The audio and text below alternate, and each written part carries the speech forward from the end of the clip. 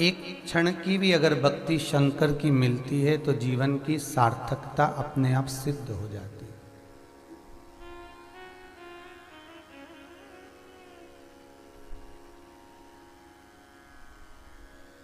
एक क्षण का भी अगर भगवान का भजन मिल जाए इस मानव की देह को, इस मनुष्य के शरीर को,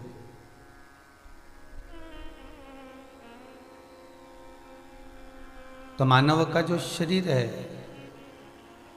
वो मिलना सार्थक हो जाए।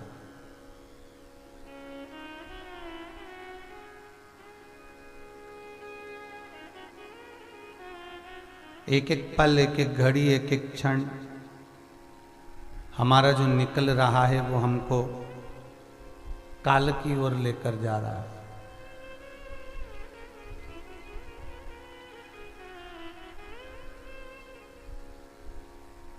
कल भी कथा में कहा था, काल कब ग्रास कर जाए इसका कोई भरोसा नहीं। मृत्यु मनुष्य के चारों तरफ चल रही है, मस्तक पर टंगी हुई तलवार की तरह बस चल रही है, और हम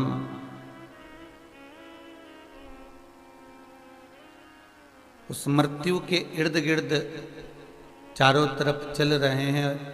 जब जिस समय, जिस पल, जिस घड़ी, जिस क्षण हमारी श्वासों की गिनती पूरी हो जाएगी, तब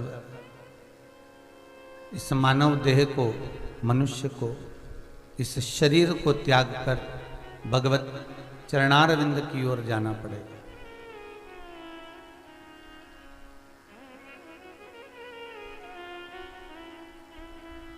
24,000 श्लोक की ये शिव महापुराण की कथा, 12 संहिताओं का ये सार तत्व, शंकर का अनुमोदन कहता है। शिव महापुराण की कथा कहती है कि शंकर और जगतजननी जगदम्बा माता पार्वती दोनों शमशान में निवास कर रहे हैं, क्योंकि इनको श्राप है। दक्ष प्रजापति ने शिव को श्राप दिया है कि तुम शमशान में रहोगे, और शमशान कोई साधारण सी भूमि नहीं है। जहां पर अमीर भी जाता है तो सफेद कपड़े में जाता है, गरीब भी जाता है तो सफेद कपड़े में जाता है। अमीर भी जाएगा तो लाल कपड़े में, सफेद कपड़े में, गरीब भी जाएगा तो लाल कपड़े सफेद कपड़े में। जो भी जाता है वो लाल या सफेद कपड़े में लपेट कर उसको शमशान में भेज दिया जाता है। अर्थात जहां शमशान का मतलब ही यही है कि जहां सबकी शान सम है उसी का नाम शमशान है। उसके दरवाजे पर, उसकी चौखट पर, उसके द्वार पर कोई की शान बड़ी नहीं है, ना कोई की शान छोटी है। आप अपने घर के कितने भी मालिक बन जाओ, अपने घर के कितने बड़ी सेठ बन जाओ, आप अपने व्यापार में कितनी भी उन्नति कर लो, आप कितना भी धन, वैभव, सत्ता सब एकत्रित कर लो, पर एक बात याद रखना कि तुम कितना भी वैभव, कितना भी धन, कितनी भी दौलत, कितनी भी संपदा एकत्रित कर लो, और कितने बड़े भी दुनिया में तुम्हें लोग सेठ कहें, चाहे तुम दुनिया में लोग जन्मे और उसको लोग भिक्षुक कहें, माना दुनिया कुछ भी कहे, पर उसके दरवाजे पर पहुंचने के बाद ना कोई सेठ रहता है, ना कोई भिखारी रहता है।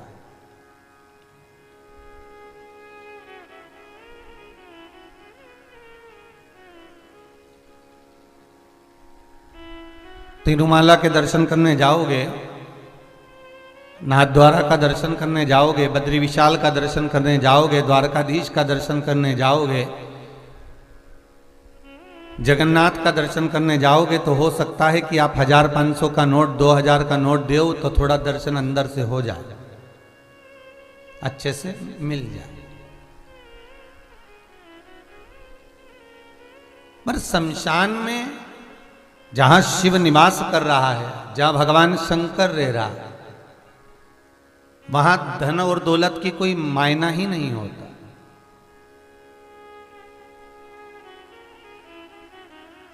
थोड़ी सी प्रॉपर्टी के लिए, थोड़ी सी धन के लिए, थोड़ी सी दौलत के लिए, थोड़े से धन संपदा के लिए भाई भाई का बेरी हो गया। पर एक बात समझ में नहीं आई कि वो बेरी जरूर हो गया, पर जब प्राण छूटे, जिस धन के लिए तूने लड़ाई करी थी, जिस धन के लिए तू विवाद करा था, जिस धन के लिए तू पूरा परिवार से अलग हो गया था, जिस संपदा के लिए तू हर एक से विवाद कर कर अलग हो गया था, तेरे प्राण छूटने के समय पर तेरी पत्नी, तेरे परिवार वाले, तेरे कुटुंब वाले, तेरे बेटे, तेरी बहुएं हाथ में अटैची में धन लेकर खड़े रहेंगे, उसके बाद भी तेरे प्राणों को कोई नहीं बचा सकता।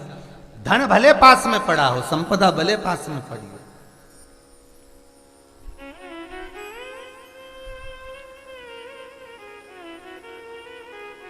इसके बाद भी अकड़ इतनी राम।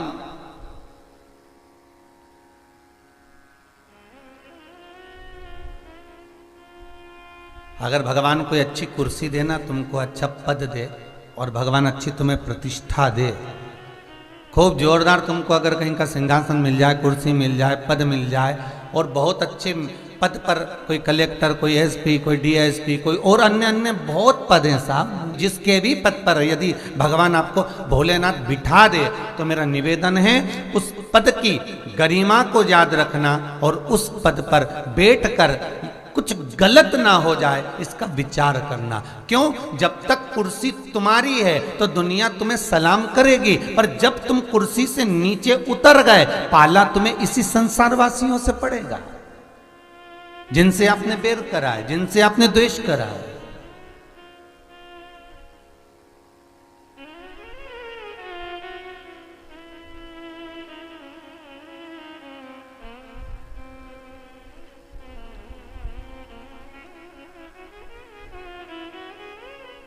कितना द्वेष, कितना बैर, पर शिव जी के द्वार में ना तो द्वेष है ना बैर है।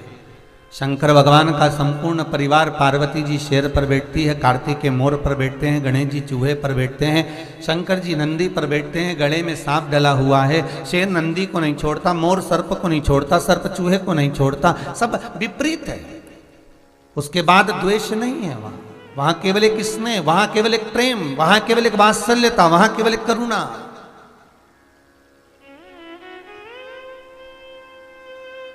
वहां द्वेष नहीं है कुछ भी।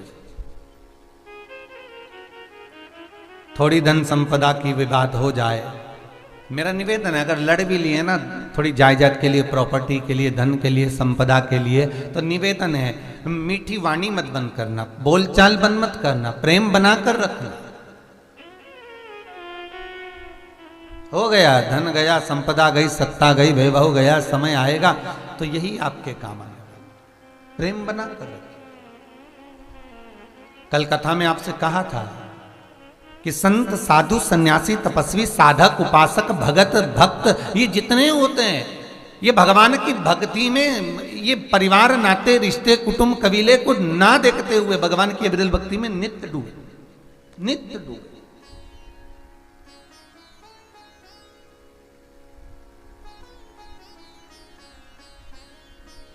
और हम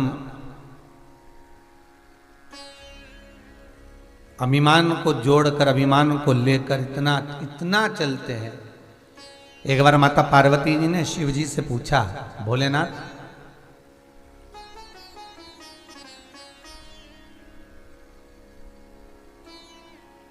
रुद्राक्ष का जो पौधा होता है इसमें कांटे नहीं होते, पर बेलपत्री का जो पौधा होता है इसमें कांटे होते हैं। बहुत सुंदर प्रसंग है, जरा ध्यान रखिएगा। स्कंद पुराण का ये पावन प्रसंग बड़ा आनंद करने वाला है, बड़ा सुंदर है। भोलेनाथ, मेरे मन का एक संशय है छोटा सा, और संशय केवल इतना सा है कि जो आपके नयन अश्रु से प्रकट हुआ रुद्राक्ष का पौधा, उसमें कोई शूल नहीं है, उसमें कोई कांटे नहीं है,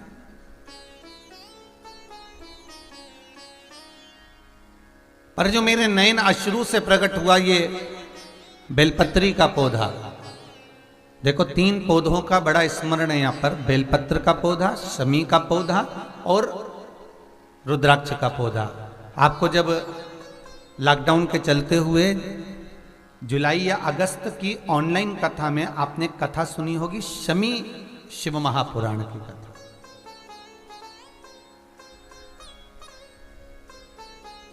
उस शमी शिव महापुराण की कथा में आपको शमी के पत्र का, शमी के वृक्ष का, शमी के पौधे का विवरण किया गया।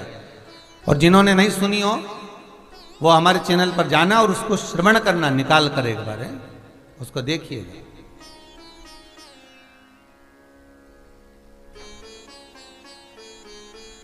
कि बाबा भोलेनाथ जी के नयन अश्रु से जो प्रकट हुआ वो रुद्राक्ष का पौधा है। माता पार्वती के नयन अश्रु से जो प्रकट हुआ वो बेलपत्री का पौधा है। और उमा और महेश, जिस महेश के वंशज हैं महेश्वरी, जिनकी 12 खाम प्रगटी है भगवान महेश के द्वारा,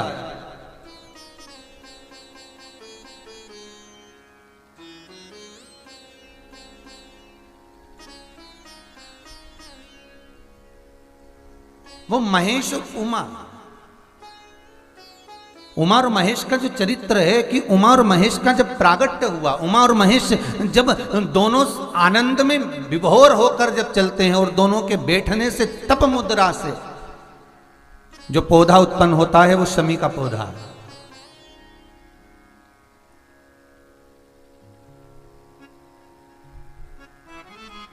शमी का पौधा। तो एक बात ध्यान रखिए, शिव जी के द्वारा जो निर्मित हुआ उसमें कोई शूल नहीं है, उसमें कोई कांटे नहीं है। पार्वती के द्वारा जो निर्मित हुआ बेलपत्री का पौधा, उसमें कांटे हैं। और पार्वती के मिलन से भी जो उत्पन्न हुआ है शंकर के साथ में, उसमें भी कांटे।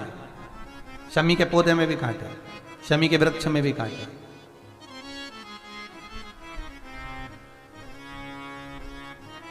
तो पार्वती जी स्कंद पुराण में एक प्रश्न कर रही हैं भोलेनाथ जी से कि प्रभु मुझे ये बताओ कि आपके द्वारा जो निर्मित हुआ उसमें शूलता नहीं है, पर मेरे द्वारा जो निर्मित हुआ उसमें शूल क्यों आया है, उसमें कांटा क्यों आया है? थोड़ा सा माताओं, मेरी जीजियों, आपको थोड़ा बुरा तो लगेगा इस प्रसंग को सुनकर, पर लग जाए, पर आज कथा निकली है तो सुन लो है? कि शिवजी जिस रुद्राक्ष को उत्पन्न कर रहे हैं उसमें शूलता नहीं है, पर पार्वती जी जो संग में मिली हैं उसमें भी शूलता है, और पार्वती के द्वारा जो प्रकट हुआ बेलपत्र उसमें भी शूलता है। तो भगवान महादेव बोलते हैं, पार्वती मैं तुझे कुछ कहूं और कहने पर तुझे तेरे हृदय में कोई बात चुभे, शूल लगे तो मुझे ठीक नहीं लगेगा। नहीं नहीं नहीं, आप कहिए प्रभु, मैं सुनने के लिए तैयार हूं, आप तो बोलो कि कारण क्या है। भगवान कहते हैं, पार्वती बस अंतर इतना है, नारी का जो स्वभाव होता है, स्त्री का जो स्वभाव होता है, उसके हृदय में छोटी छोटी बात के शूल बहुत होते हैं।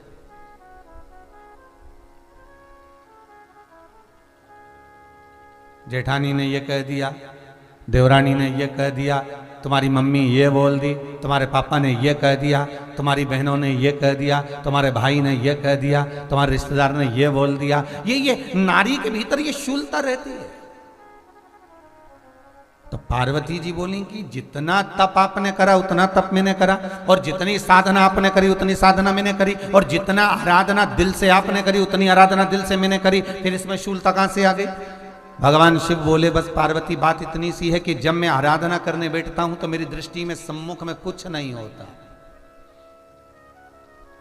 जब मैं आराधना करने बैठता हूं तो मेरी दृष्टि में, मेरे सम्मुख में कुछ नहीं होता कि कौन ने क्या करा है, कौन ने क्या बोला है, कौन क्या कर रहा है, उससे मुझे मतलब नहीं होता, उससे मुझे कोई मतलब नहीं। पर पार्वती जब तू आराधना करने भी बैठती है ना, तो तेरी चित्त वृत्ति में कहीं ना कहीं किसी ना किसी रूप में कोई शूल आ ही जाता है।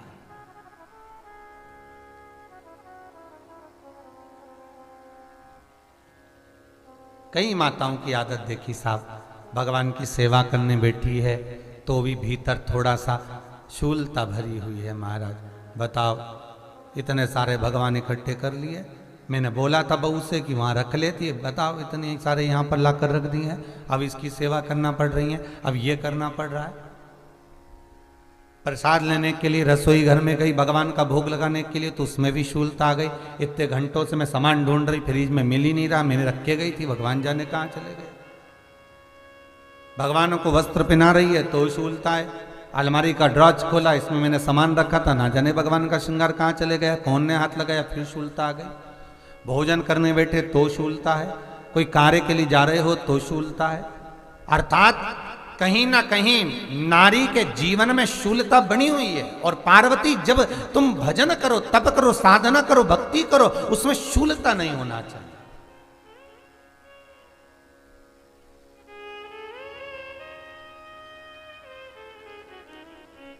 पार्वती जी ने कहा, भोलेनाथ तो क्या आप मुझे स्वीकार नहीं करेंगे बेलपत्री के रूप में? क्या मुझे स्वीकार नहीं करेंगे शमीपत्र के रूप में?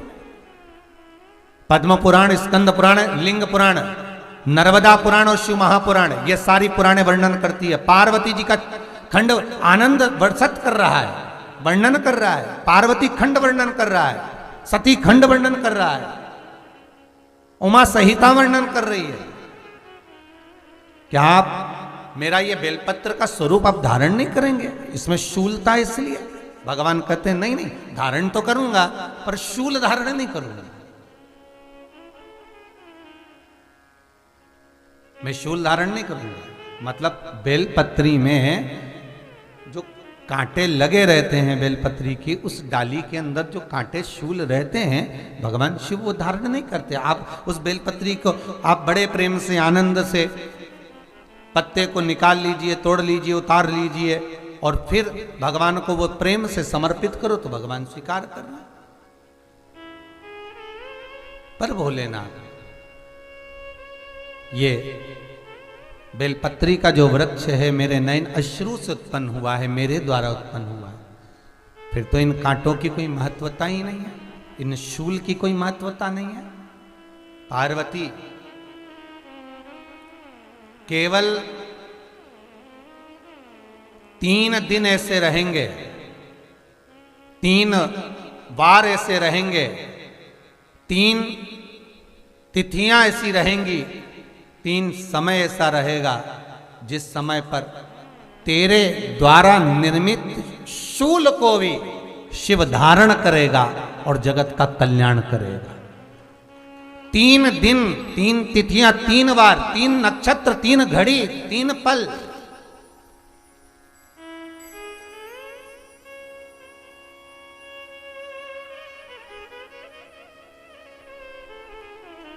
जिसमें बाबा शूल भी धारण करते हैं, और शूल अकेले धारण नहीं करते महाराज। जो धतूरा होता है ना, दर्शन करें धतूरे के, कांटे कांटे सा होता है धतूरा, तो वो धतूरे के साथ में बाबा शूल धारण करते हैं, बेलपत्री के शूल को। ये बहुत बहुत आनंदमय कथा है महाराज जी। जिसके जीवन में हमेशा कांटे ही मिले हैं। बेटी बड़ी हुई तो घर में मायके में दुख देखा, और मायके से गई ससुराल में तो ससुराल में दुख देखा।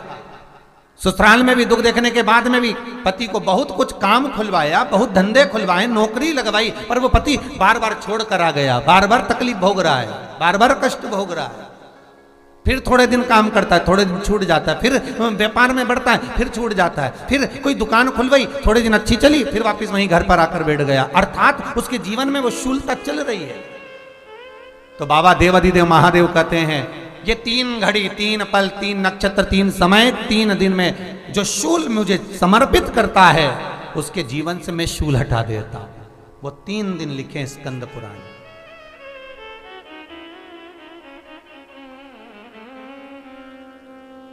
महाराज, बैसाख महीने में जो प्रदोष आती है, बैसाख के महीने में बहुत ध्यान से सुनना भाई, जो अपनी जिंदगी से बहुत तंग आ गए हो, परेशान हो गए हो, कष्टमय जीवन जी रहे हो, बहुत दुखी हो गए हो, उनके लिए ये स्कंद पुराण का चरित्र फिर मिले ना मिले, आप प्रेम से सुन लो भाव से। पहला, बैसाख महीने की प्रदोष, चाहे वो शनिचरी प्रदोष हो, चाहे रविवार की हो, सोमवार की हो, मंगल की हो, बुधवार की हो, गुरुवार की हो, शुक्रवार की हो, शनिवार की हो, कोई भी वार की हो, पर बैसाख महीने की प्रदोष, प्रदोष काल में शाम का समय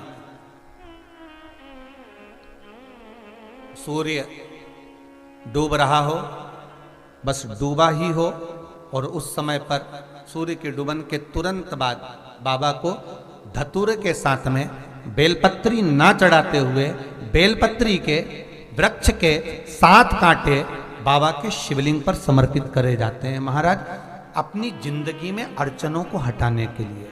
फिर आप जिस व्यापार में उतरे, जिस व्यवसाय में उतरे, जिस नौकरी में उतरे, आप दिल से करें, आपको तरक्की मिलेगी। आप हार नहीं सकते, नीचे नहीं आ सकते, उन्नति पर ही चढ़ेंगे। एक वैशाख मास की प्रदोष, दूसरा शिवरात्रि के दिन मध्याह्न का समय महाराज, जो बड़ी शिवरात्रि होती है माघ की, बड़ी शिवरात्रि के अंतर्गत मध्याह्न का समय, दोपहर के ठीक 12 बजे, चाहे फिर वो कोई भी दिन हो महाराज, शिवरात्रि जिस दिन पड़ रही हो,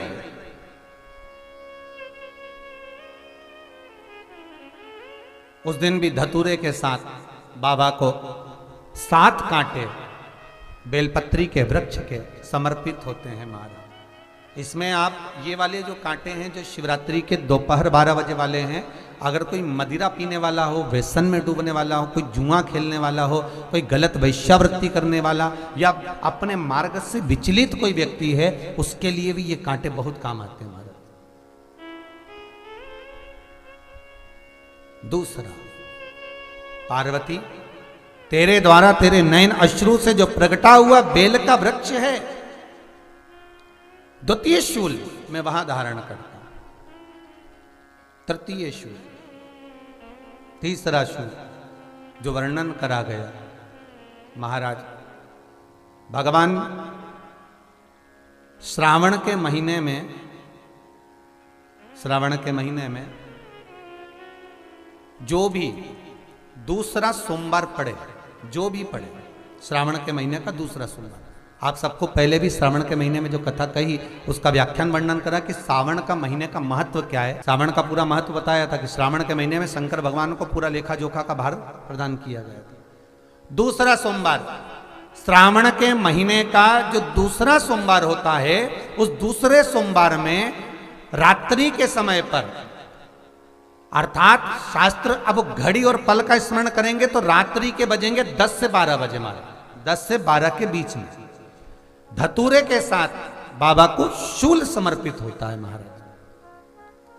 ये भी हमारी बाधाओं को, हमारी तकलीफों को, व्यापार व्यवसाय के लिए, नौकरी सर्विस के लिए, बहुत सारे एग्जाम में आप बैठ लिए, गवर्नमेंट एग्जाम के लिए बैठ लिए, नहीं हो रहा, ये 3 बार मेरे शंकर को बेलपत्री के वृक्ष के शूल समर्पित होते हैं, उसका आनंद पाना और उससे अपने को सुख प्राप्त करना।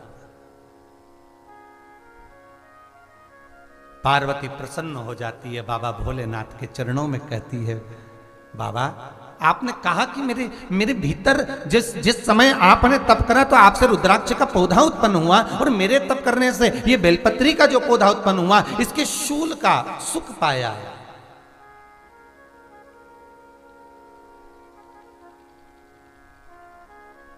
इसके शूल का सुख मुझे प्राप्त हुआ है, आनंद मुझे प्राप्त हुआ है महाराज। बेलपत्री का पत्ता, बेलपत्री का कांटा, अब माता पार्वती दूसरा संवाद कह रही हैं बाबा भोलेनाथ जी से, बाबा मेरे द्वारा निर्मित इस बेलपत्र के वृक्ष में जो फल लगता है, वो फल की महत्वता मैं सुनना चाहती हूं। उसको सहज भाषा में कहते हैं हमारे बीला, अब आप क्या क्या कहते हैं, बेल कहते हैं, बीला कहते हैं। ऐसा फल बेलपत्री के वृक्ष के अंदर एक बड़ा बड़ा फल लगता है, बेल का फल, बीले का फल, उसकी महत्वता मुझे श्रवण करना, उसकी महत्वता मुझे धारण करना। महाराज भगवान काशी विश्वनाथ, भगवान शंकर आनंद में विराजमान है, काशी नगरी है बाबा की, सुंदर बाबा मेरे काशी में आनंद वन में, नंदन वन में सुख पा रहे हैं, बैठे हैं। पार्वती फिर बात करी, आपने मुझे शूल की महत्वता कही है, पर उस शूल की महत्वता के साथ मुझे उस बेलपत्र का जो बेलपत्र का पौधा मेरे नैना शुरू से प्रकट हुआ है, मेरी तप साधना से प्रकट हुआ है। और ये बेलपत्री का पौधा, ये रुद्राक्ष का पौधा, ये शमी का पौधा कोई साधारण नहीं है महाराज। शास्त्र कहता है हजारों हजार वर्ष तक माँ जगत जननी जगदम्बा माता पार्वती और बाबा भोलेनाथ दोनों तप मुद्रा में डूबे, दोनों साधना में डूबे, तब जाकर ये बेलपत्री का वृक्ष हमें प्राप्त हुआ, ये रुद्राक्ष का वृक्ष हमें प्राप्त हुआ।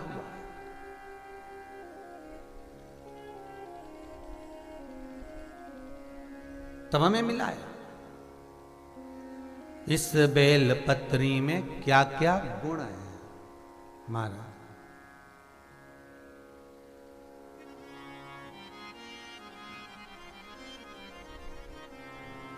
तो कहा बाबा को पाने के लिए, विश्वनाथ को मिलने के लिए ये बेलपत्री मूल है, बेलपत्र मूल है।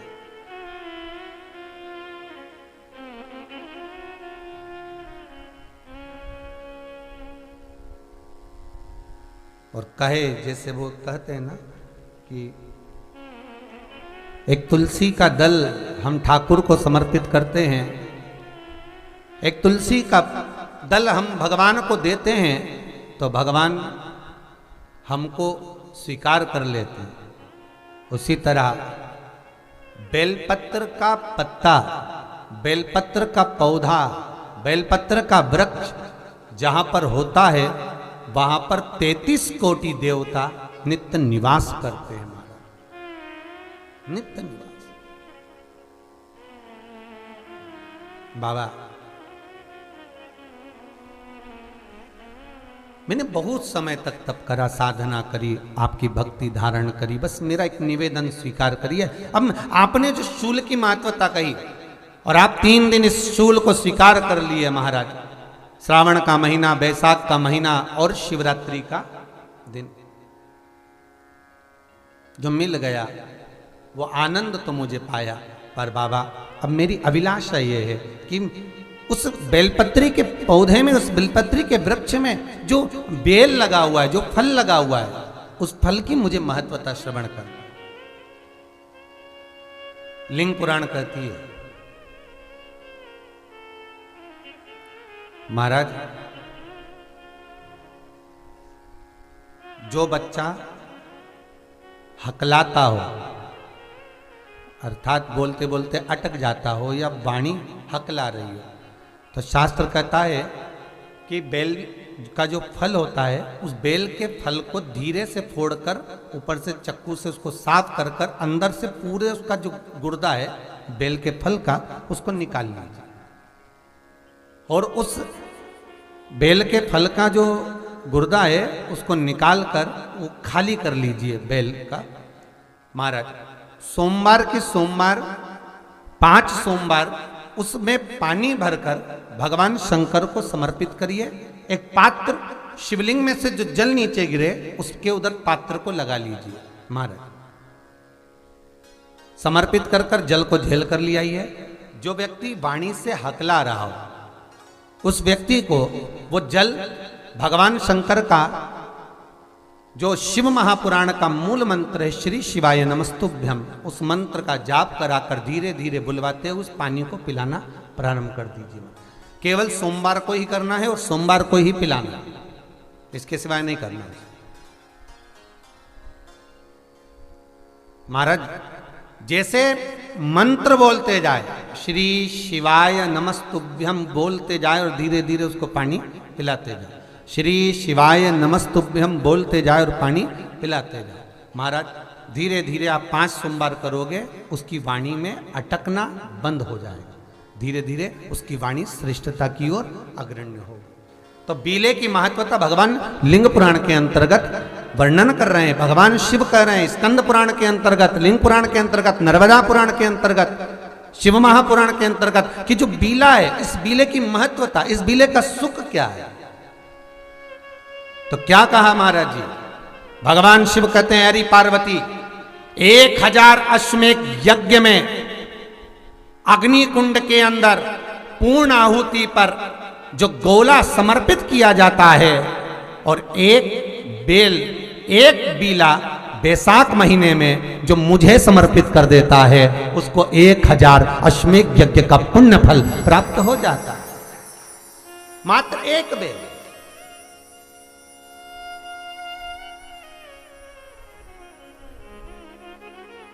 बहुत अच्छे से समझना महाराज, फिर समझ लीजिए। केवल सारे शिवलिंग में एक नर्मदेश्वर महादेव ऐसे होते हैं जिन पर कुछ भी चढ़ाओगे तुम खा सकते हो। भगवान को अगर भोग लगाया तो तुमने खा लिया। भगवान के शिवलिंग को अगर कोई वस्तु टच हो गई तो तुम पा सकते हो। मिठाई हो, चूरमा हो, लड्डू हो, पेड़ा हो, गुलाब जामुन हो, इमरती, भजिया, पकौड़ा, फल फ्रूट जो भी होगा वो पा सकते हो। पर नर्मदेश्वर शिवलिंग को छोड़कर शिव महापुराण के अंतर्गत विद्धेश्वर संहिता में लिखा हुआ है कि बाकी के जितने शिवलिंग होंगे उसको अगर कोई वस्तु टच हो गई तो वो खाने के लायक नहीं रहती।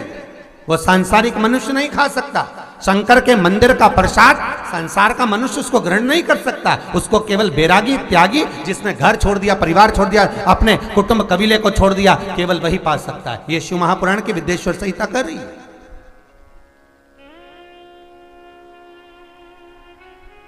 पर शंकर कह रहे हैं, मां उमा से, मां पार्वती से मेरा महेश कह रहा है, मेरा बाबा भोलेनाथ, मेरा बाबा विश्वनाथ, मेरा त्रिकालदर्शी कैलाशी अविनाशी कह रहा है कि हे पार्वती,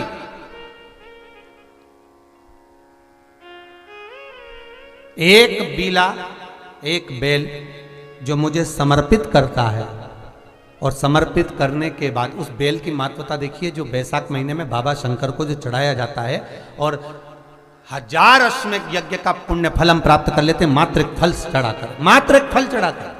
पद्म पुराण में लिखा है और विष्णु पुराण में, एकादशी के दिन द्वादशी भी पड़ जाए, एकादशी के दिन त्रयोदशी भी पड़ जाए, मतलब एकादशी, द्वादशी और त्रयोदशी तीनों तिथियां एक साथ पड़ जाए और उस दिन एकादशी का व्रत जो रख लेता है उसको 1000 एकादशी का पुण्य फल प्राप्त हो जाता है। फिर वो जिंदगी में एकादशी करे चाहे ना करे।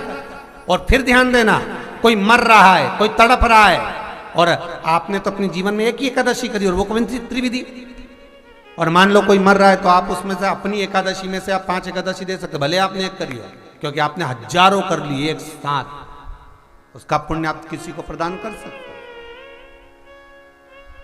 आप किसी को दे सकते।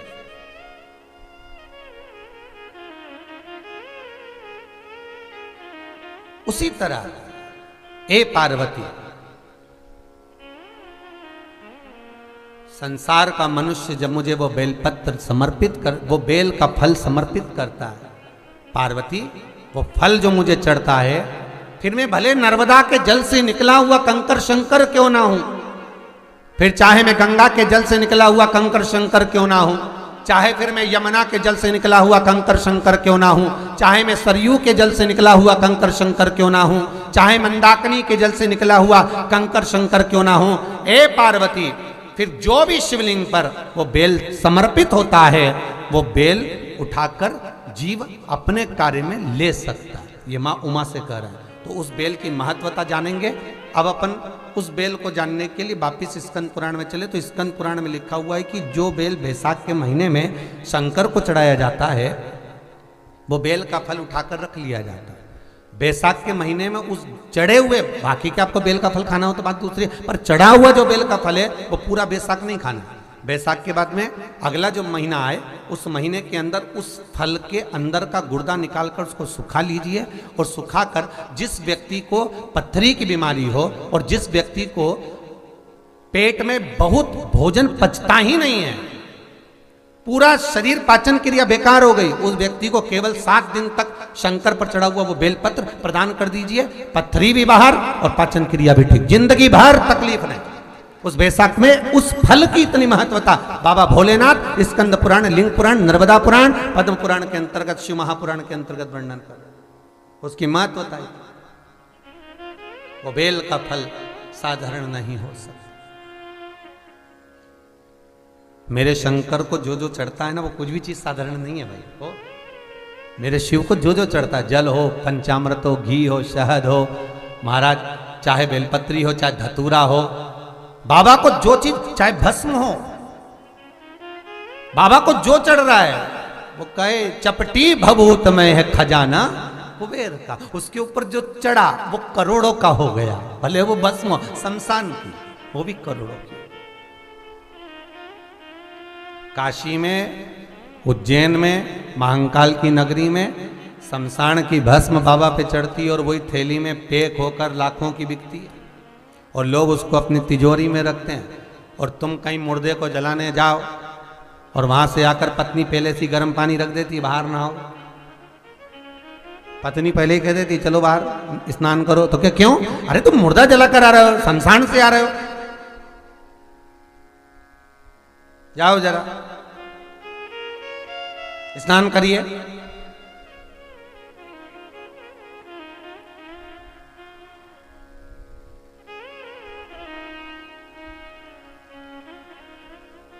कितना सुंदर चरित्र कहता है महाराज जी कि हमारे शास्त्र कहते हैं कि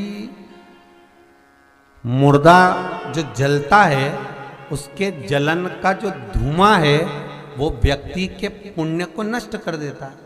देखना प्रसंग देखिए, पुण्य नष्ट हो गए। पर शमशान से आने के बाद स्नान जब व्यक्ति कर लेता है और करने के बाद तुलसी के क्यारे की मिट्टी का मात्र तिलक लगा लेता है, तो जो शमशान में उसका पुण्य समाप्त हुआ उससे 1000 गुना पुण्य वो वापिस प्राप्त कर लेता है। जरा विचार करिए, जरा कितना कितना सुंदर लिखा है विष्णु पुराण के अंतर्गत। अब एक तरफ शास्त्र कह रहा है कि शमशान का धुआं लगा तो पुण्य गया। आपने जो व्रत करा, एकादशी का उद्यापन करा, 16 सोमवार के व्रत करे, उद्यापन करा, बेबहू लक्ष्मी का व्रत करा, उद्यापन करा, चतुर्थी का उद्यापन करा, जो जो उद्यापन माताएं पुरुष वर्ग जो करता है, और शमशान का मात्र धुआं लगते ही हमारे सारे पुण्य एक साथ समाप्त हो जाते हैं। पर वो पुण्य को 1000 गुना वापिस प्राप्त करने का एक ही तरीका है कि शमशान से जब आए, आकर स्नान कर कर तुलसी के क्यारे की मिट्टी का तिलक लगा लें, बस फिर वो पुण्य 1000 गुना प्राप्त वापिस हो जाता है, 1000 गुना होकर वापिस प्राप्त।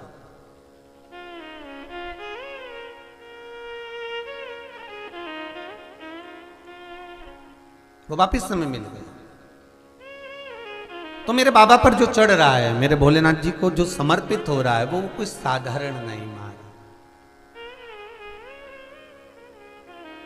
और बाबा को चढ़ा भी ऐसा, शहद चढ़ा तो मधुमक्खी का झूठा था, दही चढ़ा वो भी झूठा था, दूध चढ़ा वो बछड़ों का झूठा था, जल चढ़ा वो मछली का झूठा था, फूल चढ़ा वो भंवरों का झूठा था, बेलपत्र चढ़ी वो सर्पविष की झूठी।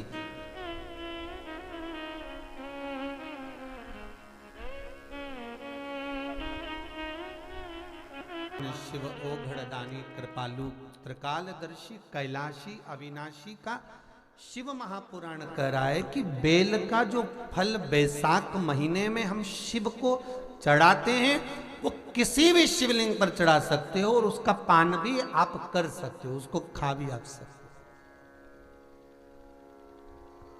बाकी के समय पर आप जो नर्मदेश्वर महादेव हैं केवल उन्हीं पर चढ़ा हुआ पा सकते हो।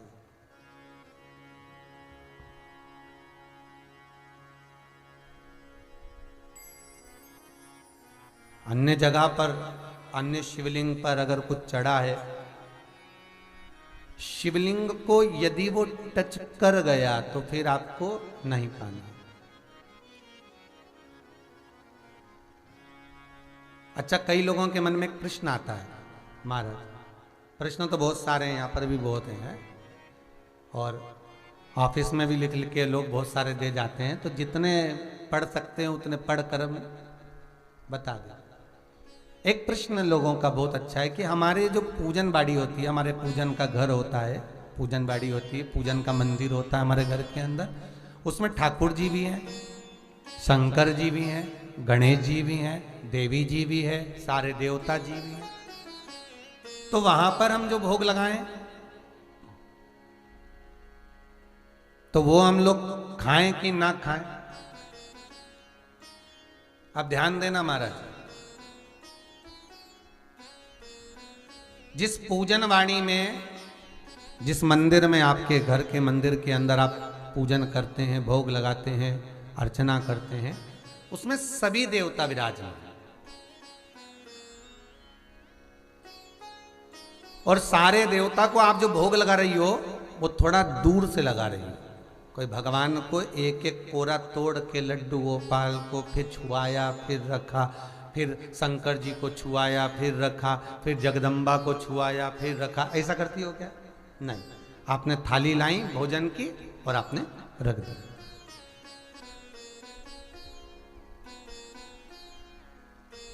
और थाली रख कर रखा,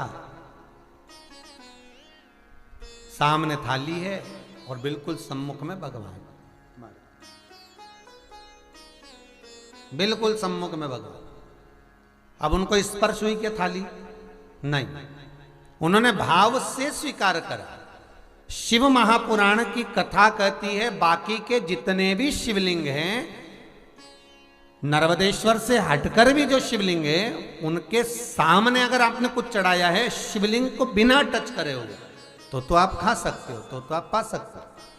पर यदि किसी भी मंदिर में अगर जो सामग्री आपने शिवलिंग को लगा दी गई है, तो फिर उसका भोग आप नहीं कर सकते। वो कोई बैरागी, कोई त्यागी जिसने परिवार, कुटुंब, कबीला, नाते, रिश्ते सब छोड़ दिए हों, फिर बस वो उसके लिए महाराज, फिर वो उसके लिए सब। तो यहां पर शिव महापुराण का सुंदर प्रसंग, माता जगतजननी और शंकर का संवाद चल रहा है, मां पार्वती और शिव का संवाद। और इस संवाद का फल बड़ा आनंदित है महाराज, इसको अगर आप श्रवण करें तो जीवन का सुख देने वाला। कहा माना बेल का फल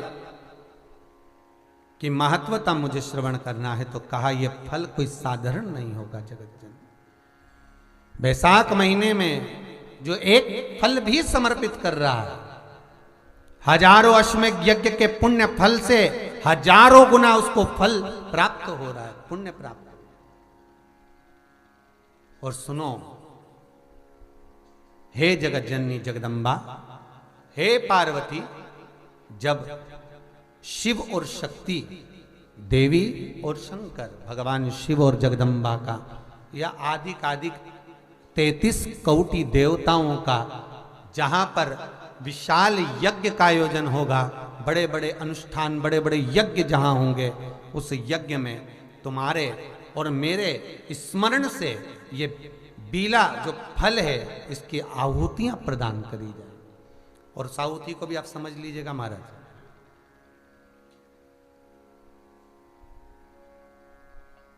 एक वो भी आप समझ लें कि जैसे अष्टमी तिथि या नौमी तिथि किसी भी महीने की,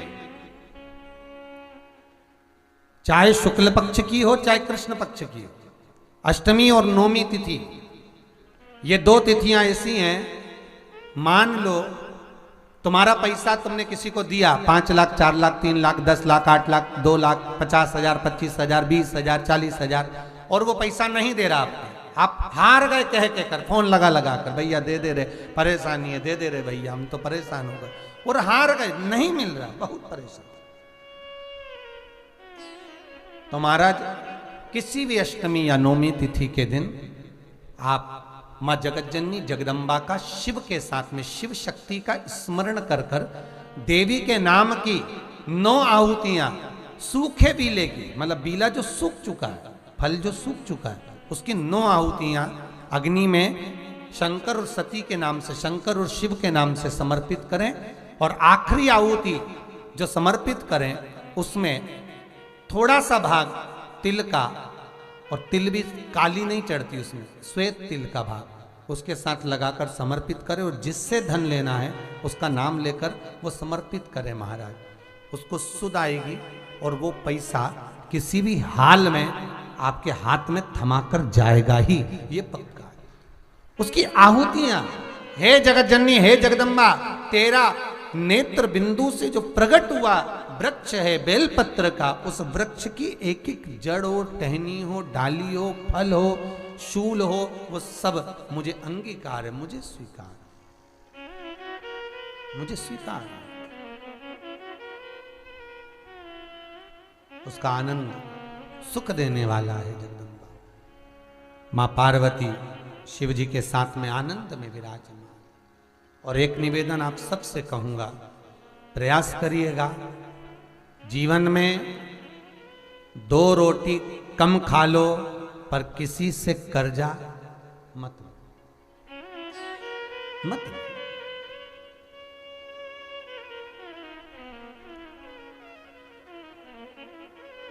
क्यों ले? गुरुजी बैंक का बहुत कर्जा है। हमने कहा काय को लिया लोन? अब गुरुजी मकान तो बनाना था तो लेना तो था, फिर मकान का लोन तो था ही सरी, साथ में 4 व्हीलर गाड़ी और उठा ली। गुरुजी कर्जा बहुत है। हमने कहा अब काय का हो गया? 4 व्हीलर ले लिए, उसका भी लोन है। फिर गुरुजी कर्जा बहुत है, अब काय में हो गया? गुरुजी वो फैक्ट्री डाली थी जीनिंग, थोड़ा सा तेल की, और इसका कर्जा हो गया, तो वो भी लोन। क्या करा? मकान पर लोन लिया, प्लाट पर लिया तो मकान बनाया, मकान पे लिया तो फैक्ट्री खोली, फैक्ट्री पे लिया तो गाड़ी आ गई, सब कर्जे में लगा लो। क्यों ले? और हो गया, उसके बाद में चिंता नहीं करना, हो गया ना, ठीक है। जयपुर के अग्रवाल जी, उनकी आप बीती यहीं पर माइक पे सुनवाएंगे हम। वो कहते हैं गुरुजी पूर्ण तरह से बर्बाद हो गया लॉकडाउन में, 1 रुपया नहीं बचा, और जा रहे थे सुसाइड करने। कहीं मोबाइल पर किसी मित्र ने कथा सुना दी और बस रुक गए कि अब नहीं मरना, महाराज कह दिया है कि भटकोगे, अब नहीं मरना। और कथा भी वही मिली, भटकने वाली। मर तो जाओगे बेटा, गति बिगड़ जाएगा। मरना सरल है बहुत, और तरना भी तो देखो है। ट्रेन के लोकल डब्बे में चढ़ जाओ, जगह ही नहीं, हमारे को तो सब मिली ही नहीं। हमने तो फर्स्ट एसी का टिकट कराया, उसमें भी नहीं मिली, सेकंड एसी का वो भी नहीं मिली, थर्ड एसी का कराया वो भी नहीं मिली, फिर रिजर्वेशन कराया स्लीपर का वो भी नहीं मिला, तो जाना तो था, चढ़ गए लोकल में, और दादा बाथरूम में लटके, और आखिरी में मंजिल तक भी नहीं पहुंचे कि मैं तो अगला स्टेशन पर उतर जाऊं, मेरे काका से नहीं बने दादा, लटका लटका मारा तो पाँव हाथ टूट गया और अगला स्टेशन पर उतरी। तो ऐसा काम काय को कर, जब ऊपर बैकुंठ और नरक के सारी सीटें फुल, तो तुम्हें तो लोकल में लटकना ही पड़ेगा। फिर ऊपर तुम्हें कहाँ रिजर्वेशन मिल रही है कि तुम्हें बैकुंठ ले जाए कि नरक ले जाए? लटके रहो, अब नीचे ही लटको, कौन ले जाए? तो कहा गुरुजी बड़े तकलीफ में आ गए और ऐसा हो गया, और करोड़ों रुपए का कर्जा हो रहा, अब क्या? तो हमने कहा बताओ इतना कर्जा होने के बाद तुम यहाँ काय को आ गए ऋषि? और तो कि बस तुमने टीवी में देखा था कि लटक जाओगे, इसलिए हम यही लटके। आ तो गए, यही आपस में मिले हो। हमने कहा तुम बाहर बैठो, जयपुर से आयो। गुरुजी बहुत, हमने कहा क्या विचार है? बस व्यापार अच्छा चल जाएगा, नहीं तो सब बिकने की कतार है। कुछ बचा है एक आध चीज? बच्चा तो क्या है, फैक्ट्रियां सब बंद पड़ी हैं, कोई काम है कुछ नहीं। फिर भी आशा लगा कर जाओ, बाबा पर विश्वास कर कर जाओ, बाबा 2-1 महीने में दे दे तो शिव महापुराण जरूर कराओ। लॉकडाउन के टाइम पर आए, बाबा से विनती कर कर, निवेदन कर कर, कहीं बाबा ने सुन ली। कुबेर भंडारी है वो, तो भले अभी नहीं बैठा पर जमीन तो उसी की है, उसी की प्रॉपर्टी पे तो अपन बैठे। सही है गलत है? अब किसी के प्लाट पे चले जाओ, भले तुम उसके प्लाट पे वो गोबर का कंडा थाप दो, पर भले थाप दो पर प्रॉपर्टी तो दूसरे की है। भले तुम कंडा तुम्हारा पर प्रॉपर्टी दूसरी की है। आने वाला तो व्यक्ति कहेगा भाई हमारे प्लाट पे थापा है, 2 कंडा हमारा भी, प्रॉपर्टी तो उसी की। आप लोगों ने जो 1-1 रुपया लगाया जो भाव से समर्पित करा या यहाँ आकर बैठे तो उसकी रज अपने शरीर पर तो लगी तो वो खाली तो नहीं छोड़ेगा, ये पक्का। जैसे पोटा गिरता है तो धूल लेके उठता, ऐसे ही गए। और उसके बाद में इनकी जब सूचना आई, गुरुजी तैयारी करो, शिव महापुराण, बाबा कृपा कर। सबसे बड़ी बात तो यह है कि यहाँ आए हो तो बस पाओ, भोजन करो, भजन करो, स्मरण करो, कीर्तन करो। यहाँ कोई पैसा दिला तो लगना नहीं तुम्हारे को, रुकने का ना खाए का ना खाए का, बस आनंद करो, जाओ। फिर भगवत चित्त हो और भजन चरणारविंद का जो सुख है भगवान का। मेरे कुबेर भंडारी देने में कमी नहीं रखते, बाबा देने में कभी कमी नहीं रखेगा। तो पार्वती से भगवान शिव कह रहे हैं तू सुख का आनंद है। क्यों? मान लो कर्जा हो भी गया तो निवेदन इस व्यासपीठ से, कोई गलत काम नहीं करना अपन को। हो गया ना कर्जा, हो जाएगा। मनुष्य का शरीर है, मानव की देह है, और भगवान ने अगर अच्छे दिन दिखाए थे तो बुरे आ गए, और बुरे भी आए हैं तो फिर अच्छे आएंगे। विश्वास पूरा रखना, बस विश्वास में इस विष को, विश्वास शब्द में से विष को बाहर निकाल दो तो केवल रह गया आस। क्या रह गई? आस।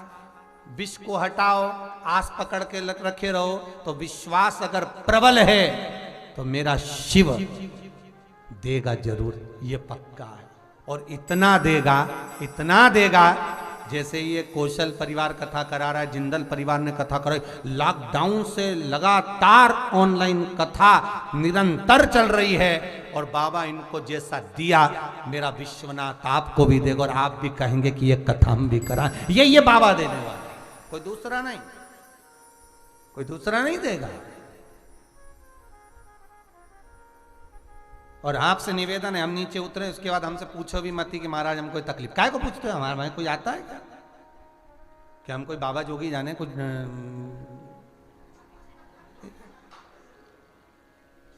कुछ नहीं, बस ये पुराण भली और विश्वनाथ भला, सबसे बड़ा डॉक्टर वही है महाराज, उसके सिवाय कोई नहीं।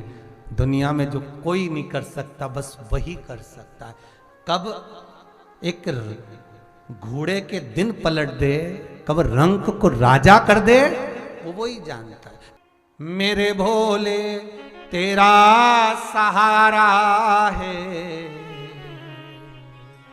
मेरे भोले तेरा सहारा है, मेरी नैया का तो किनारा है। वो दे रहा है, भरचक दे रहा। बस विश्वास। अगर हो गया कर्जा भी टेंशन नहीं लेना, बहुत कर्जा हो गया बिल्कुल चिंता मत करना, गलत काम करने की सोचो ही मत। कोई कहती है हमारा पति ऐसा मिल गया, कोई के हमारी पत्नी ऐसी मिल गई, कोई के तलाक की बात चल रही, कोई के विवाद, अरे अदालत तक में केस पड़े रहने दो, कुछ हो रहा है होने दो।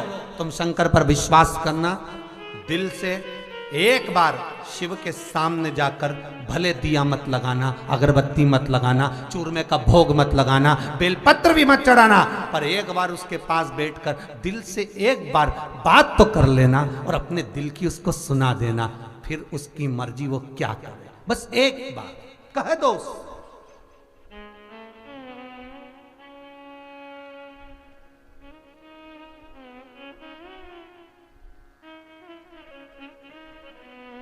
बस एक बार उससे कहना और दिल से कहना, बाबा बस इतनी सी बात है, वो सियोर वाला महाराज बोला है, और हम तो कुछ जानते नहीं, पूजन ना अर्चना कुछ भी नहीं जानते, बस हम तो इतना जानते हैं कि तुम शिवलिंग में शंकर बसा है, त्रिलोकी का नाथ है, और एक शिवलिंग के अंदर केवल अकेला शंकर नहीं है, जहां पर गोल धारी पर शिवलिंग रखा हुआ है वो जगदम्बा पार्वती का हस्त कमल है। जहां पर से पानी नीचे गिर रहा है उसका राइट भाग में गणेश और लेफ्ट भाग में कार्तिकेय हैं। बीच में शिवलिंग के सामने जो मोटी सी लाइन है वो शंकर भगवान की छोटी लड़की अशोक सुंदरी है। शंकर भगवान के ऊपर जलाधारी में से जो बूंद बूंद पानी गिर रहा है वो साधारण नहीं, शंकर भगवान की 5 लड़कियां जया, विषहरा, शामली बारी, दोतली और देव है। शंकर भगवान के 13 की 13 बच्चे एक ही शिवलिंग में विराजमान है। और जहां पर शिवलिंग ऊपर की ओर रखा हुआ है, वहां पर 33 कोटि देवता विराजमान है। जहां से शंकर का पानी चढ़ा हुआ निकल कर जाता है,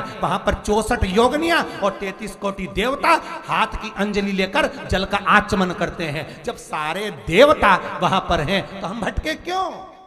हम क्यों जाएं यहां से? क्यों जाएं? अब मर्जी तुम्हारी है, तुम चाहो तो ये थोड़े दिन इस देवता को भज लो, थोड़े दिन उस देवता को भज लो, सारे मंदिर में घूमते हुए, बात तो वही है, भटको।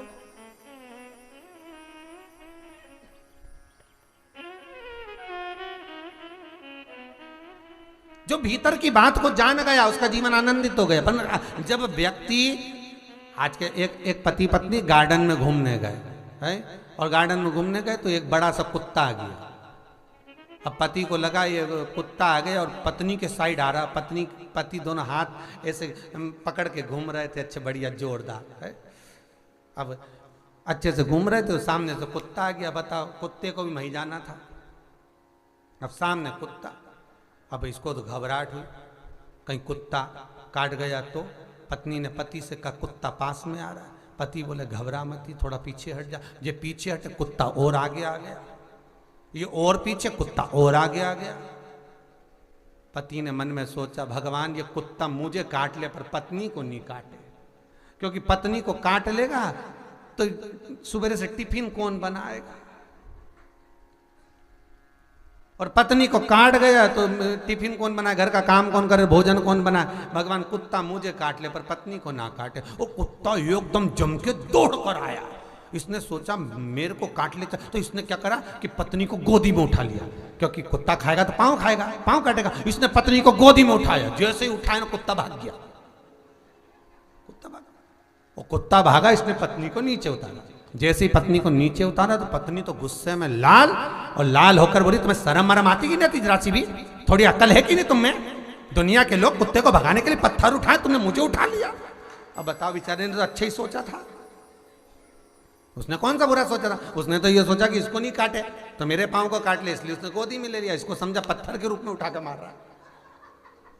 अब ये समझ वाली बात है। जो नहीं समझा तो पुराण तो बहुत बचे साहब, आए दिन शिव पुराण, भागवत पुराण, ये पुराण वो पुराण, जब टीवी खोलो चैनल बदलो ने महाराज मिल जाएगा। पर बाचे सब, और सब बाचे और एक ही बात के कि भगवान का भजन करो, कीर्तन करो, स्मरण करो, नाम जाप करो। पर यहाँ से सुनी, यहाँ से निकाल दी, बच्ची कुची दी, कपड़ा में झटकार दी, अपने को झटकारना नहीं। यहाँ से भी सुनो और इधर का पर्दा पूरा बंद करके रखो, तो जाए तो सही पर निकले नहीं, अंदर ही रह जाए। अर्थात भगवान शंकर पर जिसने विश्वास करा उसकी नैया कभी डूबी ही नहीं है। इसलिए आस पकड़ कर रखना, विष को समाप्त कर देना। विश्वास अगर है तो शिव है, मानो तो गंगा माहू, न मानो तो बहता पानी। ये मान लिया तो है, देगा। तेरे दरबार की भोले निराली बात देखी है, तुझे देते नहीं देखा पर झोली भरी देखी है। बस वो कब दे जाता, कैसे दे जाता, किस प्रकार से करुणा कर देता मालूम नहीं पड़ता, दे दिया, बस मन से कह दिया। और निवेदन करूंगा जितने श्रोता बहन भाई टीवी के सामने, मोबाइल पर, फेसबुक, यूट्यूब पर और यहां बैठकर जिस भाव से कथा सुन रहे हो, मेरा विश्वनाथ आपकी वो मनोकामना जरूर पूरी करेगा, ये पक्का है। आप इतनी दूर दूर से आस लेकर आए हो, सुनेगा, विश्वास रखिए उसमें, भरोसा। और जब पार्वती मैया कह रही है हे शिव, आप बेल की महत्वता को जो कहें वो सुख का देने वाला, आनंद का देने वाला। महाराज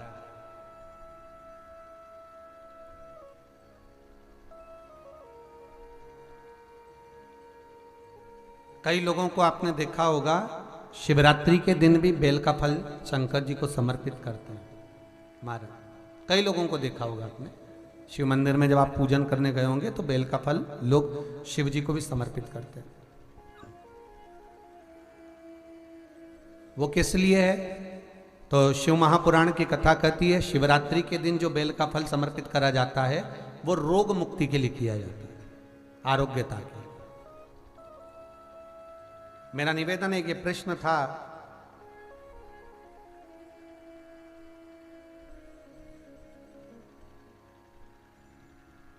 गुरुदेव मुझे नसों में बहुत दर्द रहता है, आराम नहीं लगता, अभी विटामिन डी 5% है। तो ये नसों में तकलीफ रहती है, लोगों को गठिया का दर्द रहता है, गठिया बाय हो जाती है, उसके लिए भी हमारे यहाँ शास्त्र कहता है, शिव महापुराण की कथा कहती है कि बेल का जो फल होता है वो 12 महीने शिवरात्रि आती है, 12 महीने शिवरात्रि को बेल का जो फल होता है उस फल को सुखा कर रख लो और 12 महीने की शिवरात्रि पर शंकर भगवान के शिव मंदिर में दोपहर के ठीक 12 बजे जाकर शंकर को समर्पित करो।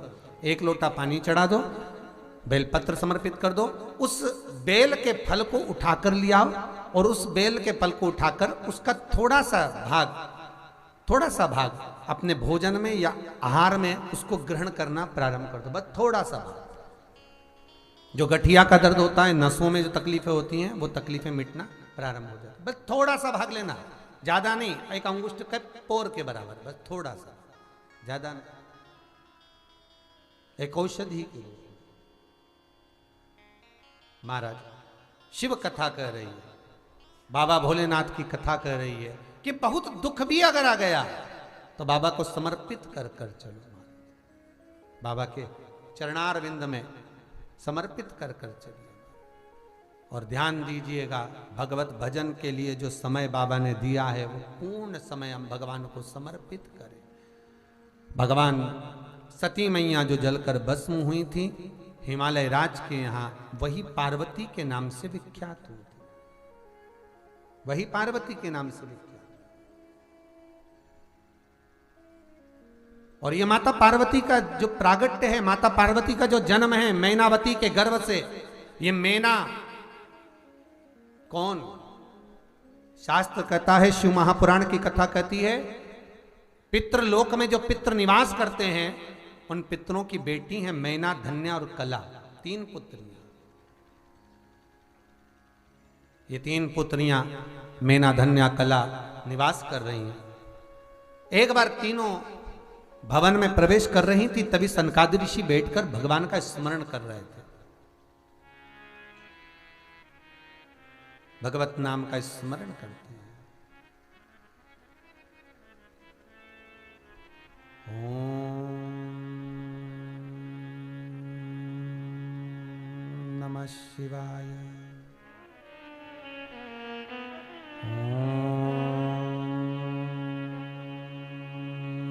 शिवाय। सनकादि ऋषि बैठे,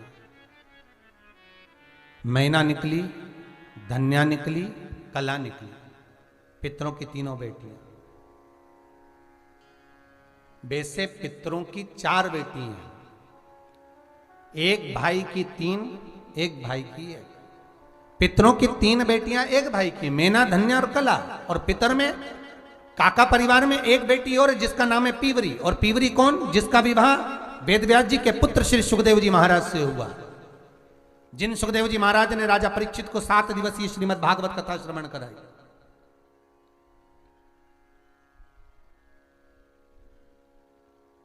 और सुखदेव जी महाराज ने कथा भी जो श्रवण कराई वो बट वृक्ष के नीचे, बड़ के पेड़ के नीचे। और बड़ का पेड़ विश्वास का प्रतीक होता है, अर्थात विश्वास की छांव में बैठकर सुखदेव जी महाराज राजा परीक्षित को अविरल 7 दिवसीय श्रीमद् भागवत कथा सुना।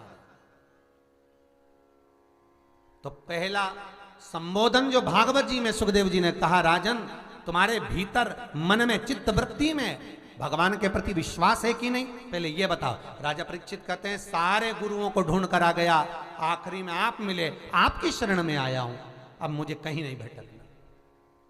और फिर निवेदन है, पानी पियो छान, गुरु करो जान। 50 बार विचार करना तब गुरु करना। आज के जमाने में असली घी नहीं मिले तो असली गुरु कहां से मिलेगा? विचार कर। इतना सारा गुरु, किलो के भाव तोल लो, गुरु ही गुरु। और इसमें असली कौन सा है, उसको छाटना। नहीं तो आज का जमाना, गुरु फिरे बाजार में हमसे दीक्षा ले। गुरु पूर्णिमा का टाइम आता है तो बड़े बड़े होर्डिंग लग जाते हैं, बड़े बड़े होर्डिंग लगते हैं गुरु पूर्णिमा के टाइम पर। गुरु मंत्र दिया जाएगा, टीवी पर प्रचार चलता है, इतनी तारीख से इतनी तारीख तक गुरु दीक्षा दी जाएगी, गुरु मंत्र दिया जाएगा, गुरु मंत्र ले लो। गुरुओं ने भी ऐसे मंत्र भी प्रचार कर दे रहा है। पर विचार तुम्हें करना है, विचार करना। एक कथा याद आ गई, एक चेला, एक व्यक्ति के पास में गुरु मंत्र नहीं था तो वो गुरु मंत्र लेने गया। अब उसको मालूम पड़ा कि जंगल में एक जगह पर गुरुजी रहते हैं, तो वहाँ पूछता गया, भैया गुरुजी करता करता रात हो गई, सवेरे हो गई। अब सुबह सुबह कोई मिला ही नहीं। एक बेचारा कोई व्यक्ति सवेरे लोटा लेके बैठा। अभी उसी से पूछा, ओ भैया वो गुरुजी का आश्रम कहाँ है? अब वो तो बोला ही नहीं। इसने फिर पूछा, वो गुरुजी का आश्रम कहाँ है? इसने नहीं बोला। वो तो सुबह सुबह लोटा लेके बैठ। इसको आ गया गुस्सा, बताओ मुंह से आवाज तक नहीं निकाल रहा। इसने जूता निकाल के फेंक के मारा उसकी पीठ पे और चले गया आगे गया तो उसको आश्रम मिल गया। आश्रम मिला तो उसने पूछा कि गुरुजी हैं क्या? तो आश्रम वाले बोले अभी आते होंगे गुरुजी, जरा बाहर गए, अभी आते होंगे। और जैसे गुरुजी आए तो ये मुंडा छुपा। अब गुरुजी आए तो ये मुंडा छुपा। अब गुरुजी बोले बेटा तुम कौन? अरे गुरुजी बोले तुम हो कौन? गुरुजी ने चेले से पूछा बात क्या है, पूछो तो सही। अरे मुंह तो दिखा। गुरुजी ने चेले से कहा जरा मुंह खोल इसका। जो मुंह खोला, चरणों में पड़ गया, गुरुदेव हमको क्या मालूम था कि लोटा लेके तुम ही बैठे हो। हम आप ही के तो एड्रेस पूछ रहे थे और आप बोले ही नहीं, तो हमको गुस्सा आ गया तो हमने जूता फेंक कर मार दिया। हम तो आया काय के लिए ये तो बता। गुरु मंत्र लेना है गुरुजी, क्षमा कर दो। गुरुजी बोले कोई बात नहीं, चल गुरु मंत्र दे दो। पर गुरुजी मैंने आपको जूता फेंक कर मारा और तो भी आप मुझे गुरु मंत्र दे दोगे? गुरुजी बोले तू बहुत समझदार है। हमारी अम्मा कहती थी हमको, गुरुजी बोले हमारी अम्मा कहती थी मटका खरीद के लाओ तो बजा के देखो, तू गुरु को बजा के देख लिया, उसमें क्या टेंशन, उसमें क्या चिंता की बात, कोई बात। मंत्र तो पानी पियो छान और गुरु करो जान। 50 बार विचार करना, 50 बार, तब समझना कि गुरु। एक गांव में एक बहुत बड़ा वृक्ष, और वृक्ष के नीचे एक भेरू जी का ओटला, और भेरू जी का ओटला, उस पे इतने बड़े बड़े भाटा रखा, सब पे सिंदूर पुता, सब इतना सारा भेरू। पढ़ा लिखा लड़का आ गया, पढ़े लिखे लड़के ने पूछ लिया, पिताजी हाँ बेटा, ये अटैची पकड़ो मेरी, हाँ बेटा ये बताओ कि ये ओटले पर इतने सारा क्या रखा है? तो क्या सब भेरू जी है बेटा? तो इतने सारे भेरू? हाँ। तो क्या इसमें असली भेरू कौन सा है? तो पिताजी बोले बेटा वो तो हमको नहीं मालूम, तेरे दादाजी बताएंगे। दादाजी के पास गए, दादाजी वो हमने पेड़ के नीचे इतने बड़े बड़े पत्थर रखे, सब पे सिंदूर पुता, उसमें असली भेरू कौन सा है? दादाजी बोले बेटा हमारे जमाना में तो एक ही भेरू था, वो बीच में इतना बड़ा भाटा है नहीं पत्थर, लोग उसी पे सिंदूर पोतते थे। तो ये बाकी के इतने बड़े बड़े पत्थर कहाँ से आ गए सिंदूर पुते हुए? तो इतने में दादाजी बोले बेटा जो लोग भी सिंदूर लगाने आते थे साथ में रुमाल नैपकिन नहीं लाते थे। एक भाटा उठाया हाथ पोछा पटक गए, दूसरा भाटा उठाया हाथ पोछा पटक गए, इतना सारा भेरू इकट्ठा हो गया। असली भेरू के तो कोई पोतता ही नहीं, सब पुता हुआ उन पे पोत जाता सारा, और वो असली भेरू तो बैठा के बैठा ही रहेगा। बस यही जीवन हो गया। जो असली गुरु है वो छुपा के छुपा रह गया और पुतौआओं पे लोग पोते जा रहे, खूब पोते जा रहे, और असली तो बेचारा कहीं छुपा हुआ बैठा है, मिल ही नहीं पा रहा। कोई मुंडी घुमाए, कोई बाल बढ़ाए, कोई कुछ बढ़ाए। ये जितनी जगह तुम जाओ, हमारे शंकर के दरवाजे पर कभी जाओगे तो भोलेनाथ का दरवाजा एक ऐसा दरवाजा है जहाँ ये जो घूमने वाले हैं ना, ये कोई से मतलब ही नहीं। भोले के यहाँ तो टिकते ही नहीं। तो दुनिया के लोग जहाँ जाओ, फिर किसी के यहाँ पहुँच गए, माता जी बहुत दुखी हूं। जिससे पूछा उसी ने 2 दाना उठा, तेरे ही घर का है। अब इसको याद आया 1 महीने पहले देवरानी से लड़ाई हुई थी, उसी ने कुछ करा होगा। अब बताओ, वो घूमने वाली ने उसका घर ही तोड़ दिया। अब दोनों में ऐसी कांटा खसी कि कोई किसी का मुंह नहीं देखे। वो उसके हाथ की रोटी नहीं खाए, वो उसके हाथ की नहीं खाए, क्योंकि उसने बोल दिया तेरा ही घर का। उसको समझ में आ गई 1 महीने पहले उसी से हुई। कभी कोई देवी देवता घर तोड़ने की बात नहीं करते। मेरे शंकर अपने परिवार को जोड़ कर चलते हैं। मेरा शिव के दरबार में विषधर भी है, मेरे शिव के दरबार में धाड़ने वाला शेर भी है, मेरे शिव के दरबार में चूहा भी है, मेरे शिव के दरबार में मोर भी है, मेरे शंकर के दरबार में नंदी भी है, मेरे शंकर के दरबार में भूत और प्रेत भी है। पर मेरे शिव के द्वार पर सब सधे हुए हैं। वो तोड़ने की बात नहीं करते, वो जोड़ने की बात करते। आज के जमाने में किसी के दरवाजे पर एक नींबू गिर जाए तो 25 दिन तक नींद नहीं आए, किसने पटका। अरे भैया दूसरे दिन दरवाजे पे लिख दो, एक साथ 1 दर्जन पटको, अचार बना के खाएंगे। दूसरी बार कोई नींबू ही नहीं पटकेगा। क्यों घबराना?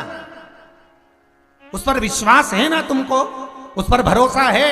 अगर विश्वास है तो डूबने तो नहीं देगा। चाहे दुनिया के लोग कितनी भी ताकत लगा लें, दुनिया के लोग कितना भी दम लगा लें, वो डूबने तो नहीं दे सकता। अगर विश्वास प्रबल है, शंकर के चरणों में अगर विश्वास है तो डूबोगे तो नहीं, ये पक्का। हनुमान जी का विश्वास था कि राम पार लगा देंगे, तो पत्थर भी तैर गए, पत्थर भी तैर गए। अगर विश्वास है तो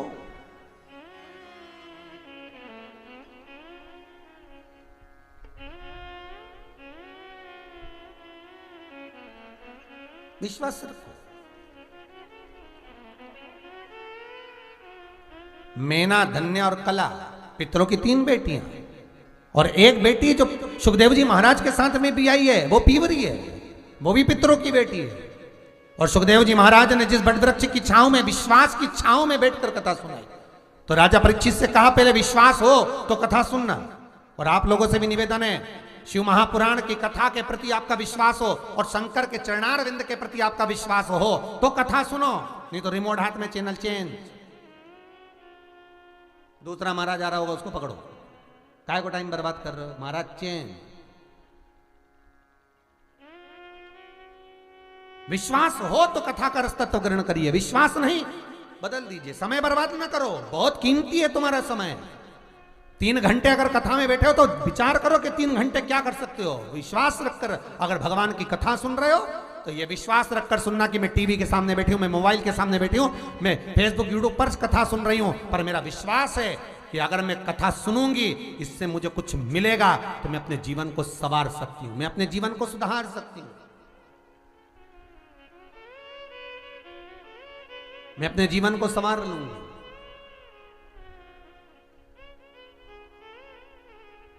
उसके सिवाय कुछ नहीं, केवल एक वही, केवल एक वही।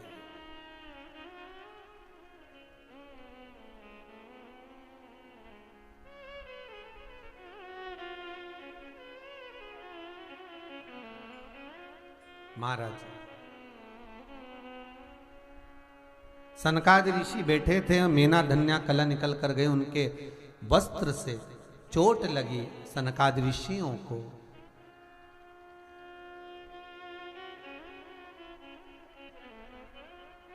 पहले मेना निकल कर गई, चल गया, वस्त्र लगा, धन्या गई, कला गई।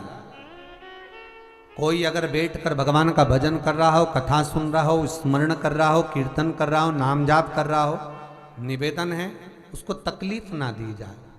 कोई बैठ गया जहां बैठना था, उसको आगे बैठा, पीछे बैठा, मध्य में बैठा, जहां बैठ गया, उसके बाद उसको तकलीफ ना दी जाए।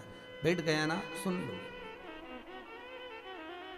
सनकादि ऋषियों ने कहा री मेना धन्या कला, तुम्हें दिखा कि हम तप कर रहे हैं, साधना कर रहे हैं, उसके बाद भी तुम हमें चोट देते हुए गए। तुमने अपने वस्त्र से हमको, हमारे शरीर को छील दिया है जाते समय।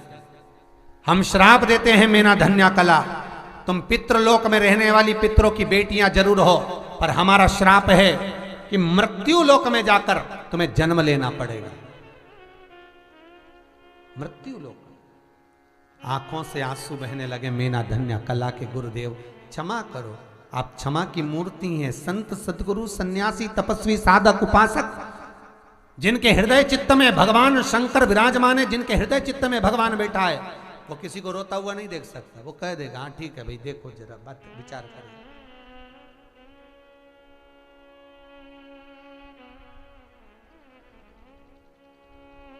बोलो बाबा क्षमा कर दो।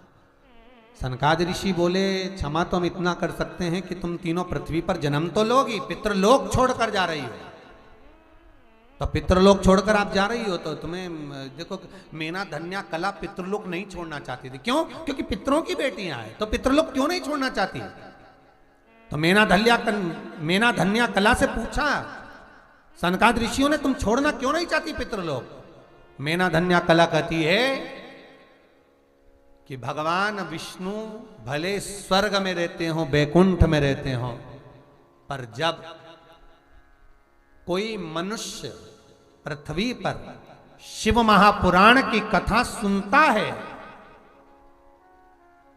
उसके कुल में, उसके गोत्र में जितने लोग समाप्त हो गए होते हैं, मर गए होते हैं, वो जो जीवात्मा पितृलोक में रहती है, जितनी देर तक मनुष्य शंकर की कथा को सुनता है, शिव महापुराण श्रवण करता है, उतनी देर तक भगवान विष्णु उस पितरों के कंधे पर हाथ रखकर शिव महापुराण की कथा सुनते हैं। इसलिए हम पितृलोक छोड़ना नहीं चाहते। जरा विचार करिए, आप लोग कथा सुन रहे हैं शिव महापुराण की, चाहे घर में बैठकर सुन रहे हो, मोबाइल पर सुन रहे हो, सामने बैठकर सुन रहे हो, रमेश चंद्र जी कौशल मार साहब कथा करवा रहे हो, देवास वाले, जितने भी लोग कथा का तत्व ग्रहण कर रहे हो, भले रात्रि को करे दिन में करे, कथा अगर आप जितने समय सुनते हो उतने समय पितृलोक में, उतने समय पितृलोक में जो पितृ हमारे घर के हैं, उनके कंधे पर स्वयं भगवान विष्णु हाथ रखकर पूरी की पूरी कथा पितरों के साथ श्रवण करते हैं। केवल आप नहीं सुन रहे, वो भी सुन रहे हैं।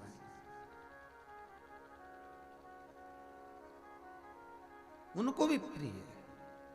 देखो रामचरितमानस में लिखा है, शंकर को राम कथा प्रिय है। क्या प्रिय है? राम कथा। और राम को शंकर की कथा प्रिय है। राम शिव की पूजन करते हैं और शिव राम की पूजन करते हैं। कृष्ण शंकर की पूजन करते हैं और शंकर कृष्ण की पूजन करते हैं।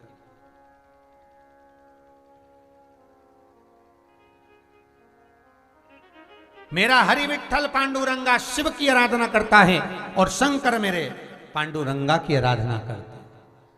मेरे वेंकटेश भगवान तिरुमाला पर विराजमान होकर कपिलेश्वर महादेव की आराधना करते हैं, जो नीचे हैं तिरुमाला के नीचे, और कपिलेश्वर महादेव वेंकटलाल की आराधना करते हैं।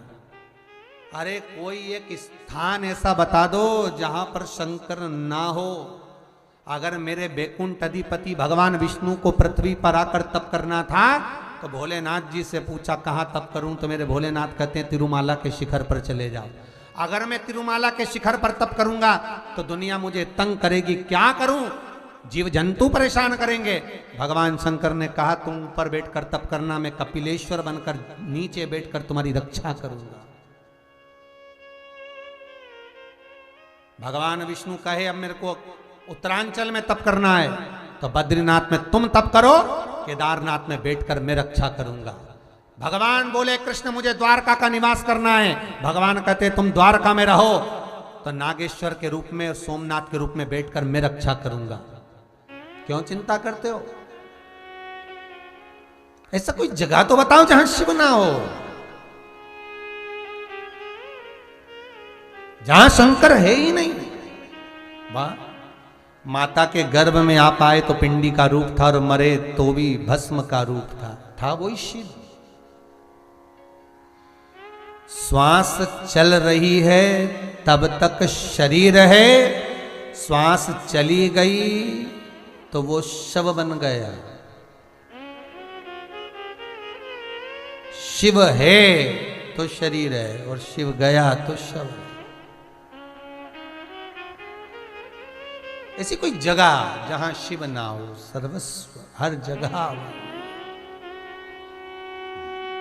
प्रत्येक जगह पर, हर जगह। कहाँ ढूंढोगे उसको? है सियोर आके ढूंढ लें कि सोमनाथ चले जाएं, कि बद्रीनाथ चले जाएं, कि केदारनाथ, कि उज्जैनी, कि ओमकारेश्वर, कि कहाँ जाएं गुरुजी आप बताओ? शंकर जी कहाँ मिलेगा? लोग कहते हैं हम भगवान को ढूंढ रहे हैं। तो हमने पूछा काय को ढूंढ रहे? तो कि भगवान खो गया। अरे भगवान नहीं खोता, खो तो तुम जाते हो संसार में, भगवान तो वही है। भगवान कृष्ण की तुरंत श्रीमद् भागवत में वर्णन करते हैं जब गोपियां भगवान को ढूंढती हैं। गोपी गीत में वर्णन किया, भगवान को ढूंढ रही हैं। तो भगवान जब सामने आए तो पूछा किसको ढूंढ रही हो? तो तुम्हें ही तो ढूंढ रहे थे। तो भगवान बोले हमें ढूंढने की जरूरत ही नहीं, तुम बंदर से पूछ रही भगवान कहाँ है, ग्वालों से पूछ रही भगवान कहाँ है, लता और पत्र से पूछ रही हो भगवान कहाँ है। अगर गोपियों तुम अंदर झांक कर देखती तो भगवान तुम्हारे सामने खड़ा मिलता। तुम ढूंढती कहाँ हो? हम भी ढूंढ रहे, मंदिर में मिलेंगे।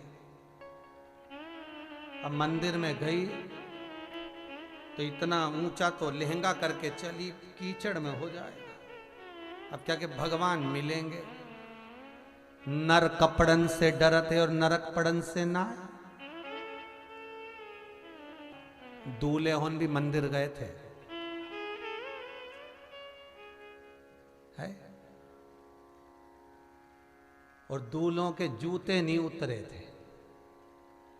तो उनके स्थान में जो वो होता है ना, उनका जीजा है, दूल्हे का जो जीजा होता है, उतारना नहीं। तो दूल्हे ने पूछा क्यों? मंदिर है, आज तुम दूल्हा हो। अच्छा तो पहने रहे, बिल्कुल पहने पहने तुम पहना। तो दूल्हा नीचे झुकना लाई। क्यों? आज तुम दूल्हा हो। तो दूल्हा हो तो मतलब शंकर जी झुकेंगे? झुकना नहीं, तुम दूल्हा। बेचारा दूल्हे की बड़ी आफत रहती। तुम देखना पूरी शादी में बेचारे का खाने का मन कर रहा, सब खा रहा है, ये सब बैठा स्टेज पे और वहीं पे सारी पार्टी चल रही। अच्छा दुल्हन कोनी मार के भी रही, एक छम्मक लड्डू तो बुलवा ले। कौन ला बेचारी का आफत जी।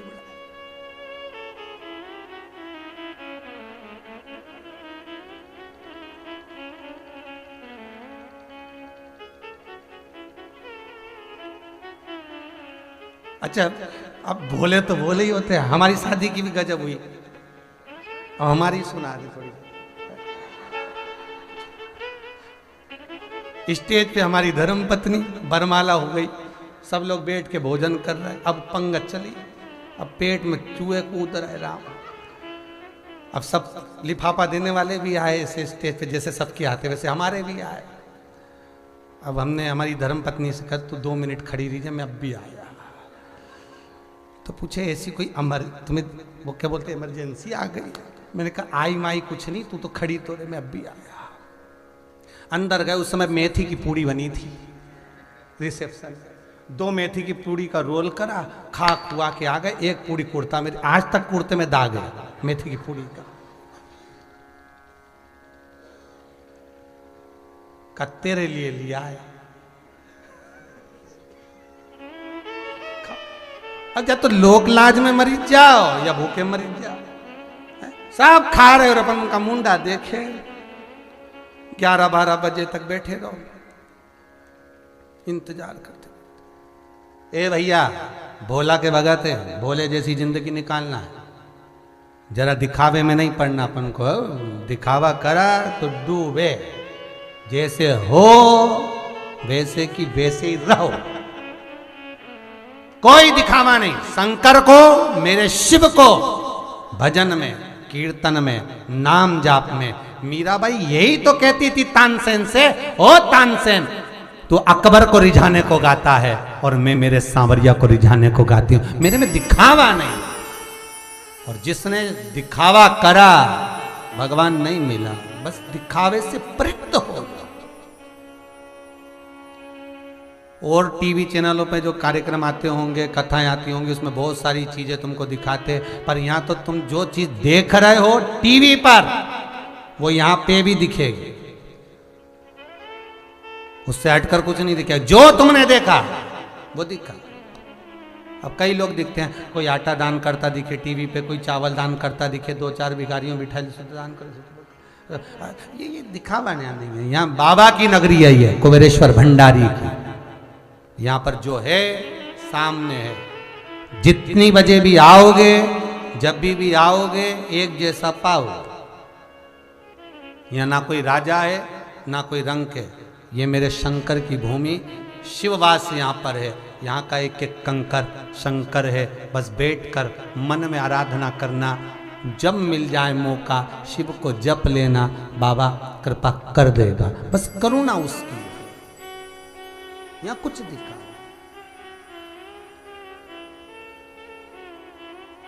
मैना धन्या कला में तुम्हें श्राप दिया हूं, तुम पृथ्वी पर जाओगे, हमें पितृलोक नहीं छोड़ना। जितनी देर तक मनुष्य शंकर की कथा को सुनता है, उतनी देर तक मेरा भूत अधिपति भगवान शंकर की कथा सुनने के लिए नारायण भी पितरों के कंधे पर हाथ रखकर कथा श्रवण करते, उतनी देर तक।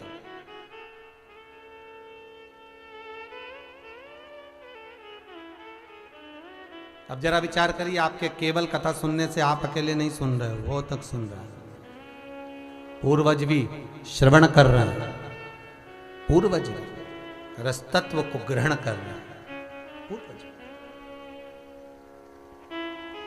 मैना धन्या कला कहती है क्षमा करें। क्षमा इतना कर सकते हैं कि तुम तीनों पृथ्वी पर तो जाओगी, पर तुम तीनों की गोद में 3 देवियां खेलेंगी जो जगत का कल्याण करेंगी।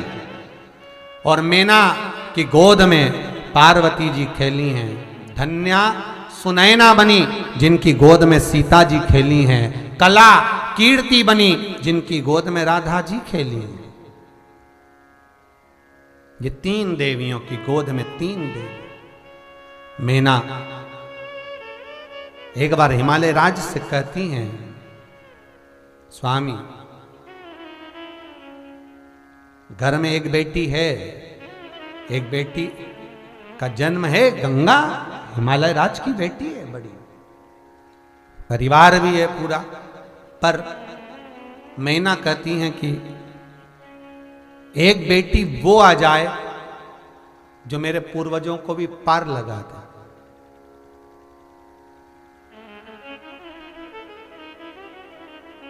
मेरे पूर्वजों को भी लगा दे। कहा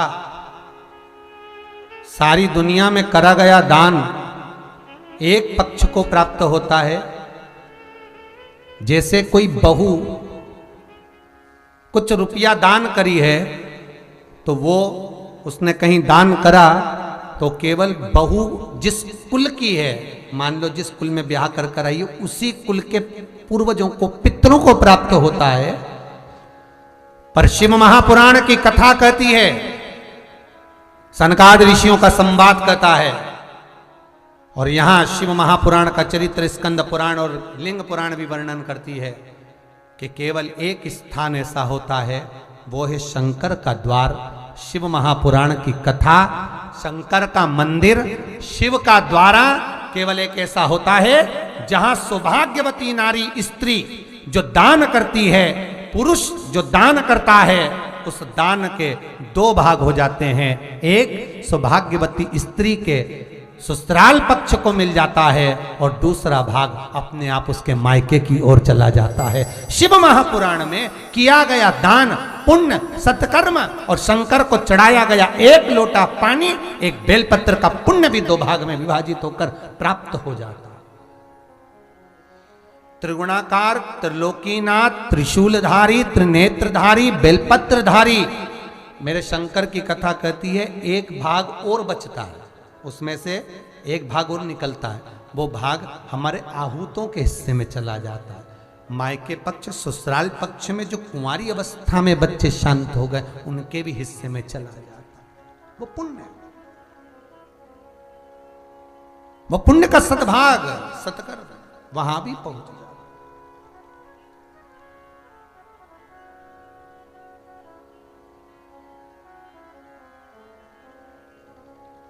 वो मिला।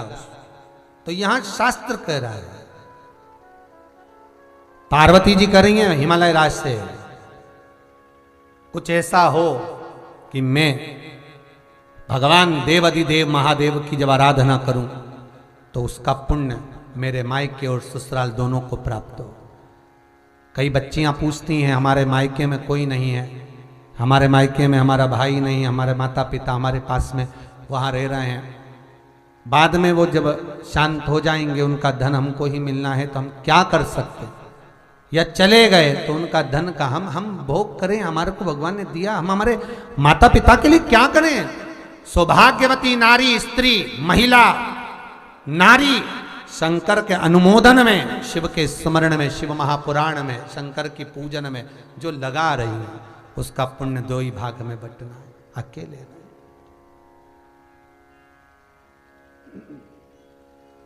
16 सोमवार के व्रत करें कभी आप लोगों ने? संकट सोमवार, 16 सोमवार के व्रत जो होते हैं उसका विधान स्कंद पुराण में वर्णन है। 16 सोमवार जो 10 सोमवार हैं इसका पुण्य जिस स्त्री ने व्रत करे, जिस कामना से करे उसको प्राप्त होते हैं। ठीक है। 3 सोमवार का पुण्य उसके ससुराल पक्ष में, पूर्व में जिसने 16 सोमवार करे, संकट सोमवार करे, उसके खाते में जाते हैं। ध्यान देना, 3 16 सोमवार में से 3 सोमवार का पुण्य मायके में स्त्री ने, उस मायके पक्ष में जिसने 16 सोमवार संकट सोमवार करा होता है उसके खाते में जाते हैं। 10 सोमवार का पुण्य हमारा, और उसके बाद मालूम पड़े नारी रजोधर्म से हो गई, कोई कारण हो गया, 16 सोमवार किसी कारण से उद्यापन नहीं हुआ, भगवान जान कर उद्यापन नहीं करवा रहा है, तो उस पर भोलेनाथ जी की करुणा समझना। क्यों? 10 सोमवार का पुण्य केवल तुम्हारे खाते में है, और जो 6 सोमवार हैं वो दूसरे के खाते में चले गए। अब भोलेनाथ चाहता है कि इसका कोटा पूरा कर दूं, क्योंकि इसकी मनोकामना पूरी होना है, तो बाबा कैसे ना कैसे करके सोमवार के व्रत बढ़वा देता है। कहीं कोई कारण अड़ गया, कहीं कोई कारण अड़ गया, तो उद्यापन नहीं हुआ, तो कई लोग पीछे उद्यापन नहीं हो पा रहा, मतोन तो नहीं हो रहा। बाबा जब कराए जब करना, बस हो जाए गुरुजी। हमने पूछा क्यों? बस बेलपत्री के करे हैं। तो हमने कहा भोलेनाथ जी आया था कहने के लिए कि बेलपत्री के करो? भोलेनाथ जी ने तो ये कहा था 16 सोमवार करो, संकट सोमवार करो, पर बाबा कहता है प्रेम से स्नेह बस जो तुमसे बने, जब तक बने तब करो। नहीं तो हमारे यहाँ तो शिव महापुराण, विष्णु पुराण कहती है, श्रीमद् वल्लभाचार्य जी वर्णन करते हैं, मेरे वल्लभ कहते हैं कि वल्लभ कुल की एकादशी करो, भले बकरी जैसे चरो, पर एकादशी करो। हमारे यहाँ तो शास्त्र कहता है एकादशी का व्रत भी करो तो मुंह उतार के मत करो रे। कोई फूल अगर मुरझा जाता है तो भगवान को नहीं दिया जाता, कोई फल बेकार हो जाता है भगवान को नहीं दिया जाता। तुम्हारे व्रत वाले दिन तुम्हारा मुंह उतरा रहेगा तो भगवान उसको स्वीकार करेगा। इसलिए बकरी जैसे चरो और एकादशी करो। जेब में भर लो मूंगफली का दाना, काजू इधर, मूंगफली का दाना इधर, खिचड़ी भी बना लो, मोरधन भी बना लो, चिप्स तल लो, पापड़ तल लो, और जो पपीता सेव फल केला जो जो है सब लिया, फ्रिज पे, वॉशिंग मशीन पे, कूलर पे सब दूर धर दो, जहां से निकलो मई चरो, पर एकादशी करो। भूखे न रहिए। मालूम पड़े भूखे रह गए, पति के लिए रोटी खा ले, एकादशी कुछ नहीं खाएगी, सुबह आधा किलो दूध की रबड़ी बना के खा ली। तो पति मन में सोचा फिर भी आवाज नहीं निकल रही, फिर अभी क्या खाएगी? खिचड़ी बनाई है और बादाम तल्ली थोड़ी सी, और आधा किलो पपीता रखा था वो कतर लिया, और थोड़ा सा रायता बनाया बादाम का, अच्छा ठीक है, और चिप्स तल ली, और आलू भी तले हैं, ठीक है। फिर शाम को मोरधन की खीर, और सेवफल, चीकू और आगरे का पेठा और राजगिरा की पूड़ी। ठीक है, फिर रात को अभी आधा किलो दूध मंगवाई, थैली गरम करके उसमें थोड़ी सी ड्राई फ्रूट्स डाल के मखाना पीस के उसकी खीर बना लो। बस केवल खीर नहीं, पपीता रखा है। पति भी बोला तेरे जैसा व्रत तो दुनिया में कोई नहीं। दंडवत है ऐसी एकादशी माता को जो इतनी जोरदार एकादशी करी है। फिर पूछा किसने बताई? सियोर वाला महाराज। याद रहे। फिर तो पति भी बोला खूब चरो, एकादशी को कौन मना करे, प्रेम से करो। सारे व्रत उपास भगवान की पूजन अर्चना प्रसन्न चित्त में करो। घर में जब तक रहो प्रसन्न रहो, ढापों की बाई की तरह नहीं, ऐसा प्रसन्न रहिए। जिंदगी का सबसे बड़ा रस तत्व है प्रसन्नता। यह सबसे बड़ी औषधि है। स्माइल, हंसते रहो। अपनी प्रसन्नता जब देखो जब ऐसे मत दिखना कि कोई ने मार ठोक के बिठाया। प्रसन्न।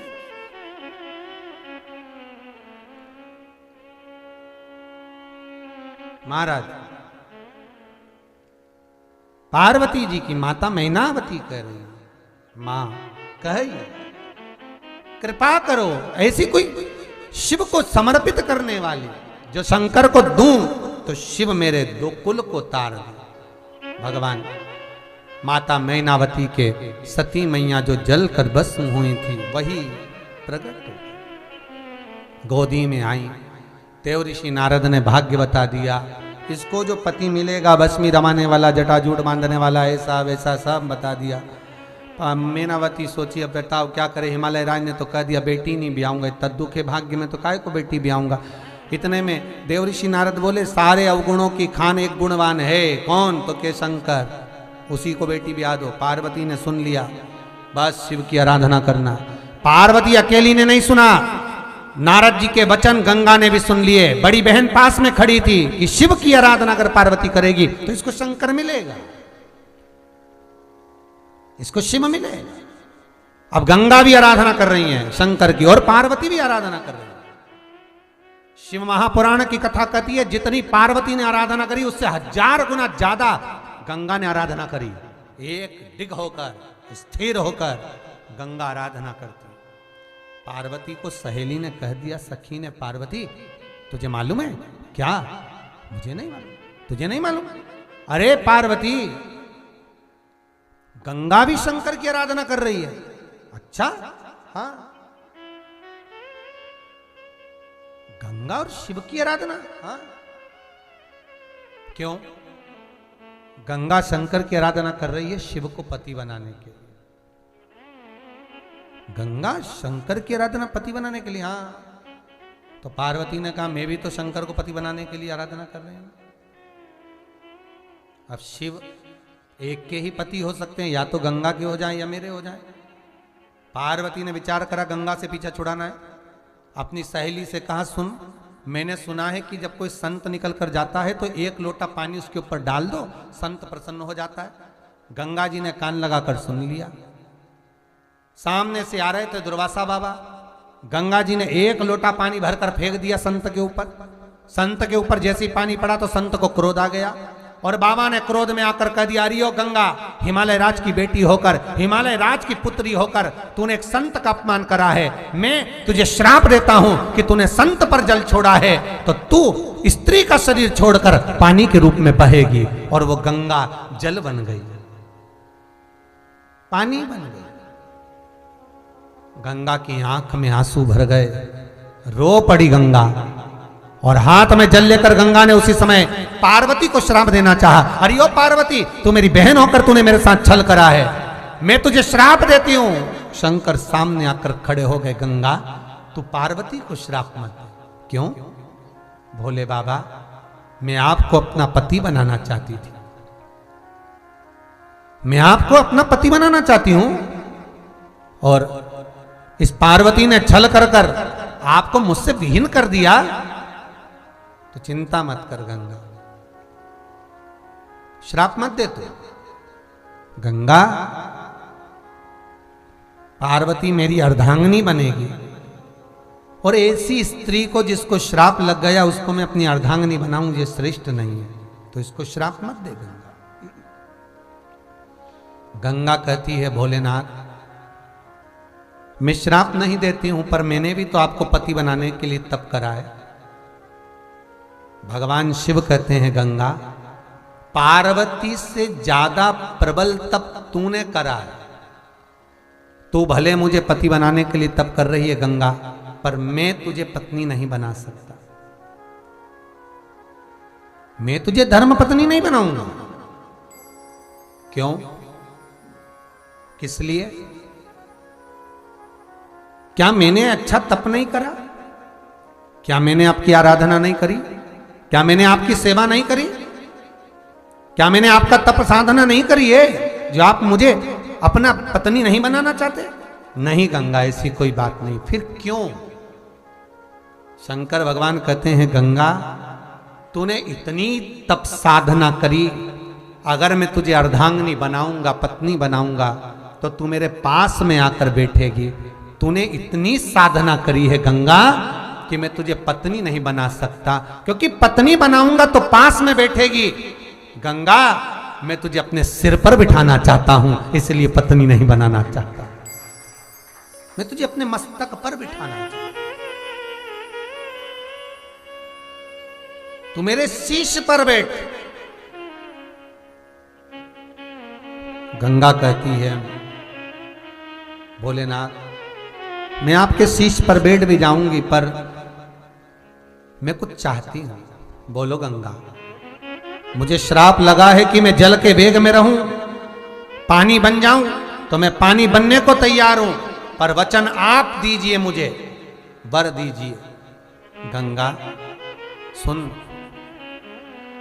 दुनिया के लोग जब नहाने के लिए आएंगे तेरे घाट पर, भले लोग पार्वती के साथ मेरा नाम ले ना लें, पर गंगा जब डुबकी लगाएंगे तो हर हर गंगे कहेंगे। जब वो हर हर गंगे कहेंगे, एक हर पार्वती का पति होगा और दूसरा हर गंगा का स्वामी होगा। इन दोनों का मिलन तेरे जल में होगा। जो हर हर गंगे कहकर डुबकी लगाएंगे, उसकी मनोकामना शिव पूर्ण करेगा। गंगा, मैं तुझे वर देता हूं। गंगा कहती है एक वर और चाहिए। बोलो नाथ, आप दोगे? शिव बोले कौन सा वर? गंगा कहती है भोलेनाथ, अगर मैं जल के रूप में हूं, कोई मर जाए, उसकी अस्थियां जब गंगा के जल में आए, जितने दिन तक अस्थियां गंगा के जल में पड़ी रहे, मरे हुए व्यक्ति की हड्डियां जितने समय तक गंगा के जल में रहेगी, उतनी दिन तक वो जीवात्मा बैकुंठ में रहेगी। ये वर चाहिए मुझको। वचन दो कि गंगा के जल में जब तक अस्थियां रहे, तब तक वो जीवात्मा बैकुंठ में रहे, भले पाप करा हो, भले कितना भी पाप। इसलिए आज भी हिंदू धर्म में नियम है, गंगा में लोग अस्थियां विसर्जन करने जाते हैं। गंगा का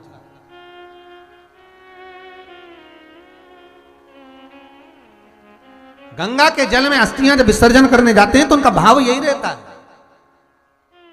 गंगा को भगवान शिव ने वर दे दिया।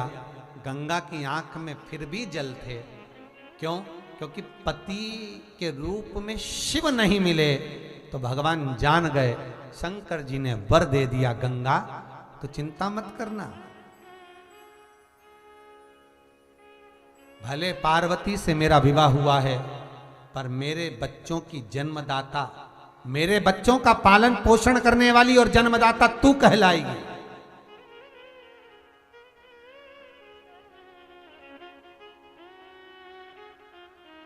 भगवान शंकर के 11 बच्चे गंगा के जल से हुए हैं। शंकर जी के 13 बच्चों में से 11 बच्चे गंगा के जल से हैं। महाराज शंकर भगवान के श्री विग्रह से जब भगवान नग्न वेशधारी करे थे, दिगंबर मेरा शिव बना था, तब गंगा के जल में जब बैठे थे तो शंकर के शरीर से 5 लड़कियों ने जन्म लिया था, जया, विषहरा, शामरी बारी, दोतली और देव। और जब भगवान शंकर का मंगल विवाह हो गया, तारकासुर को मारने के लिए भगवान शंकर के पुत्र की जरूरत पड़ी, तो भगवान के तेज पुंज को गंगा जी को दिया सूर्यदेव अग्निदेव ने। और गंगा को जब तेज पुंज दिया तो गंगा की धार से 6 पुत्रों ने जन्म लिया। वो 6 पुत्र जो गंगा के जल से हुए, वो एक साथ रोते, एक साथ दूध पीते। स्वयं गंगा मैया थक गई, इनको कैसे पालूं मैं। गंगा जी ने संतों की धर्म पत्नियां कृतिकाओं को बुलाया, ए कृतिकाओं आप आओ और इन पुत्रों का पालन करो। 6 संतों की 6 पत्नियां कृतिकाओं ने एक एक पुत्र को गोदी में ले लिया, उनका लालन पालन करती, पर रोते तो बालक एक साथ, दूध पीते एक साथ। बड़ी परेशान हो गई कृतिकाएं। कृतिकाओं ने सोचा ऐसे तो अपन परेशान हो जाएंगे 6 के चक्कर में, क्या करें। कृतिकाओं ने बालक को जमीन पर सुलाया, गंगा के घाट पर, हाथ में गंगा का जल लिया। अगर हमारा तेज पुंज प्रबल है, पति की सेवा परमेश्वर मानकर करी है, शिव के चरणों का अनुमोदन हम पे है, तो ये 6 पुत्र एक हो जाए। जैसे ही जल छोड़ा 6 पुत्र एक हो गए। 6 पुत्र एक, मुख 6 थे, पुत्र एक था, कृतिकाओं ने एक कर दिया, इसलिए उसका नाम कार्तिकेय पड़ गया। ये गंगा के जल से प्रकट हुआ।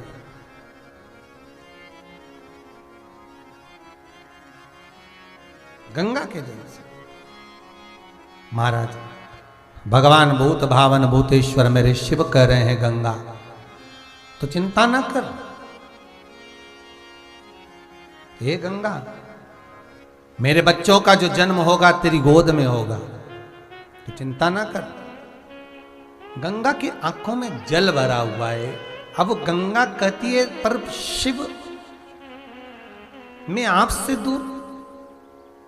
शंकर भगवान कहते कौन कहता है गंगा तुम मुझसे दूर रहेगी।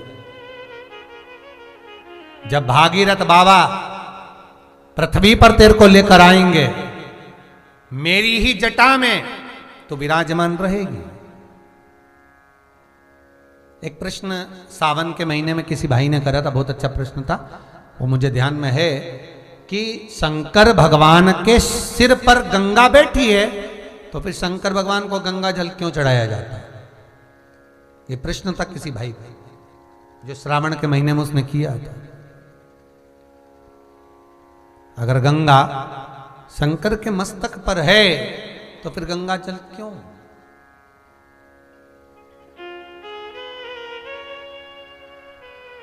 किस लिए। शिव महापुराण की कथा कहती है महाराज, जैसे आपके यहां कोई दामाद आया, आपका जमाई आया, कोई बहनोई आया, फूफा आया, तो उसको जो पसंद होता है ना, बेटी बता देती मम्मी पापा को, बेटी कह देती है कि मम्मी आज वो मुझे लेने आने वाले हैं और उनको ये चीज पसंद है, उनको ये अच्छा लगता है खाने में। अब ईमानदारी से बोलो, वो जो दामाद है, जो जमाई है, जो फूफा है, बेटी ने जो सामान बनवाया क्या उसने जिंदगी में पहले कभी नहीं खाया। घर में भी खाया होगा, पर बेटी ने कहा उनको ये पसंद है, तो ससुराल में भी वही बनाया। तो दामाद को प्रसन्नता हुई कि देखो मेरी पसंद की चीज बनी है, मुझे जो पसंद है, मुझे जो अच्छा लगा, मुझे वो अच्छा लग रहा है, तो मुझे पसंद चीज मैंने ली है, उसको अच्छा लग रहा है, उसने लिया।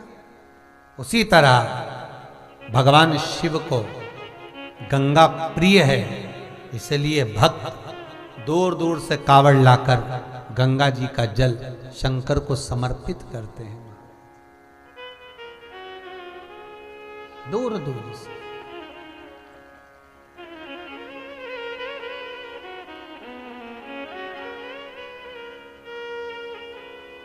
कितनी भीड़ लगती है काशी में कांवड़ियाओं की, कितनी भीड़ लगती है नीलकंठ पर।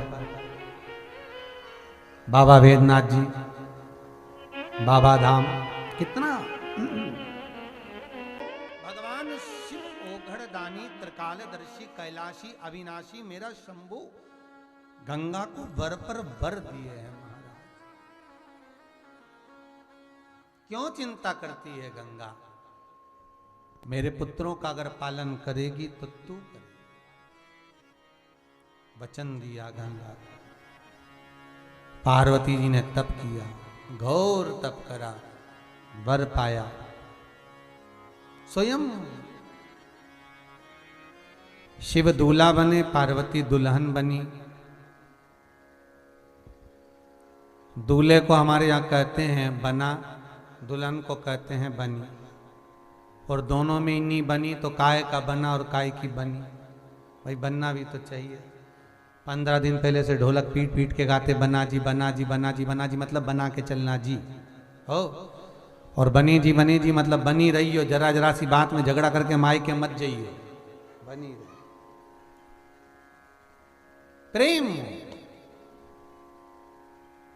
बाबा दूल्हा बने, पार्वती मैया दुल्हन बनी।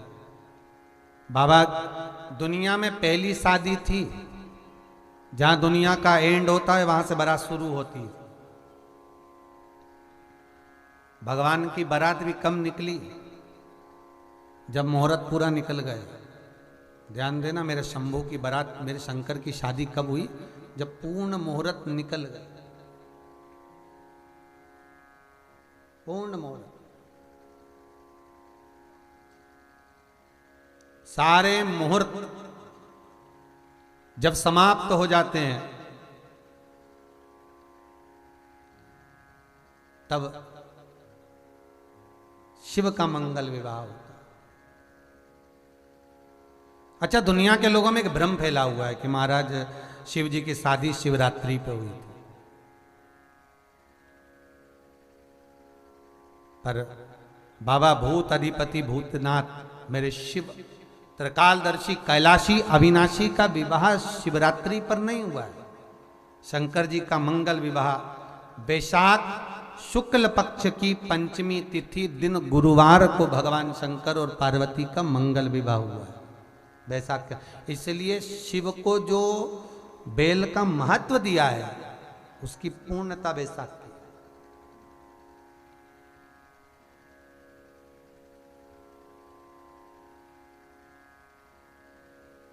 भगवान शिव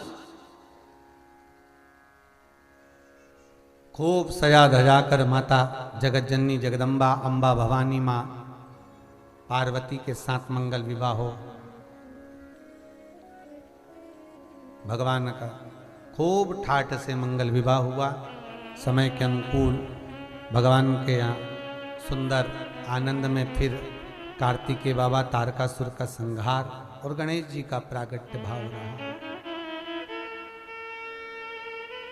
ऐसी सुंदर सुंदर कथाओं में वर्णन करते हुए अपन सब आज की कथा को यहीं विराम की ओर लें, फिर कल कथा आगे बढ़ेगी।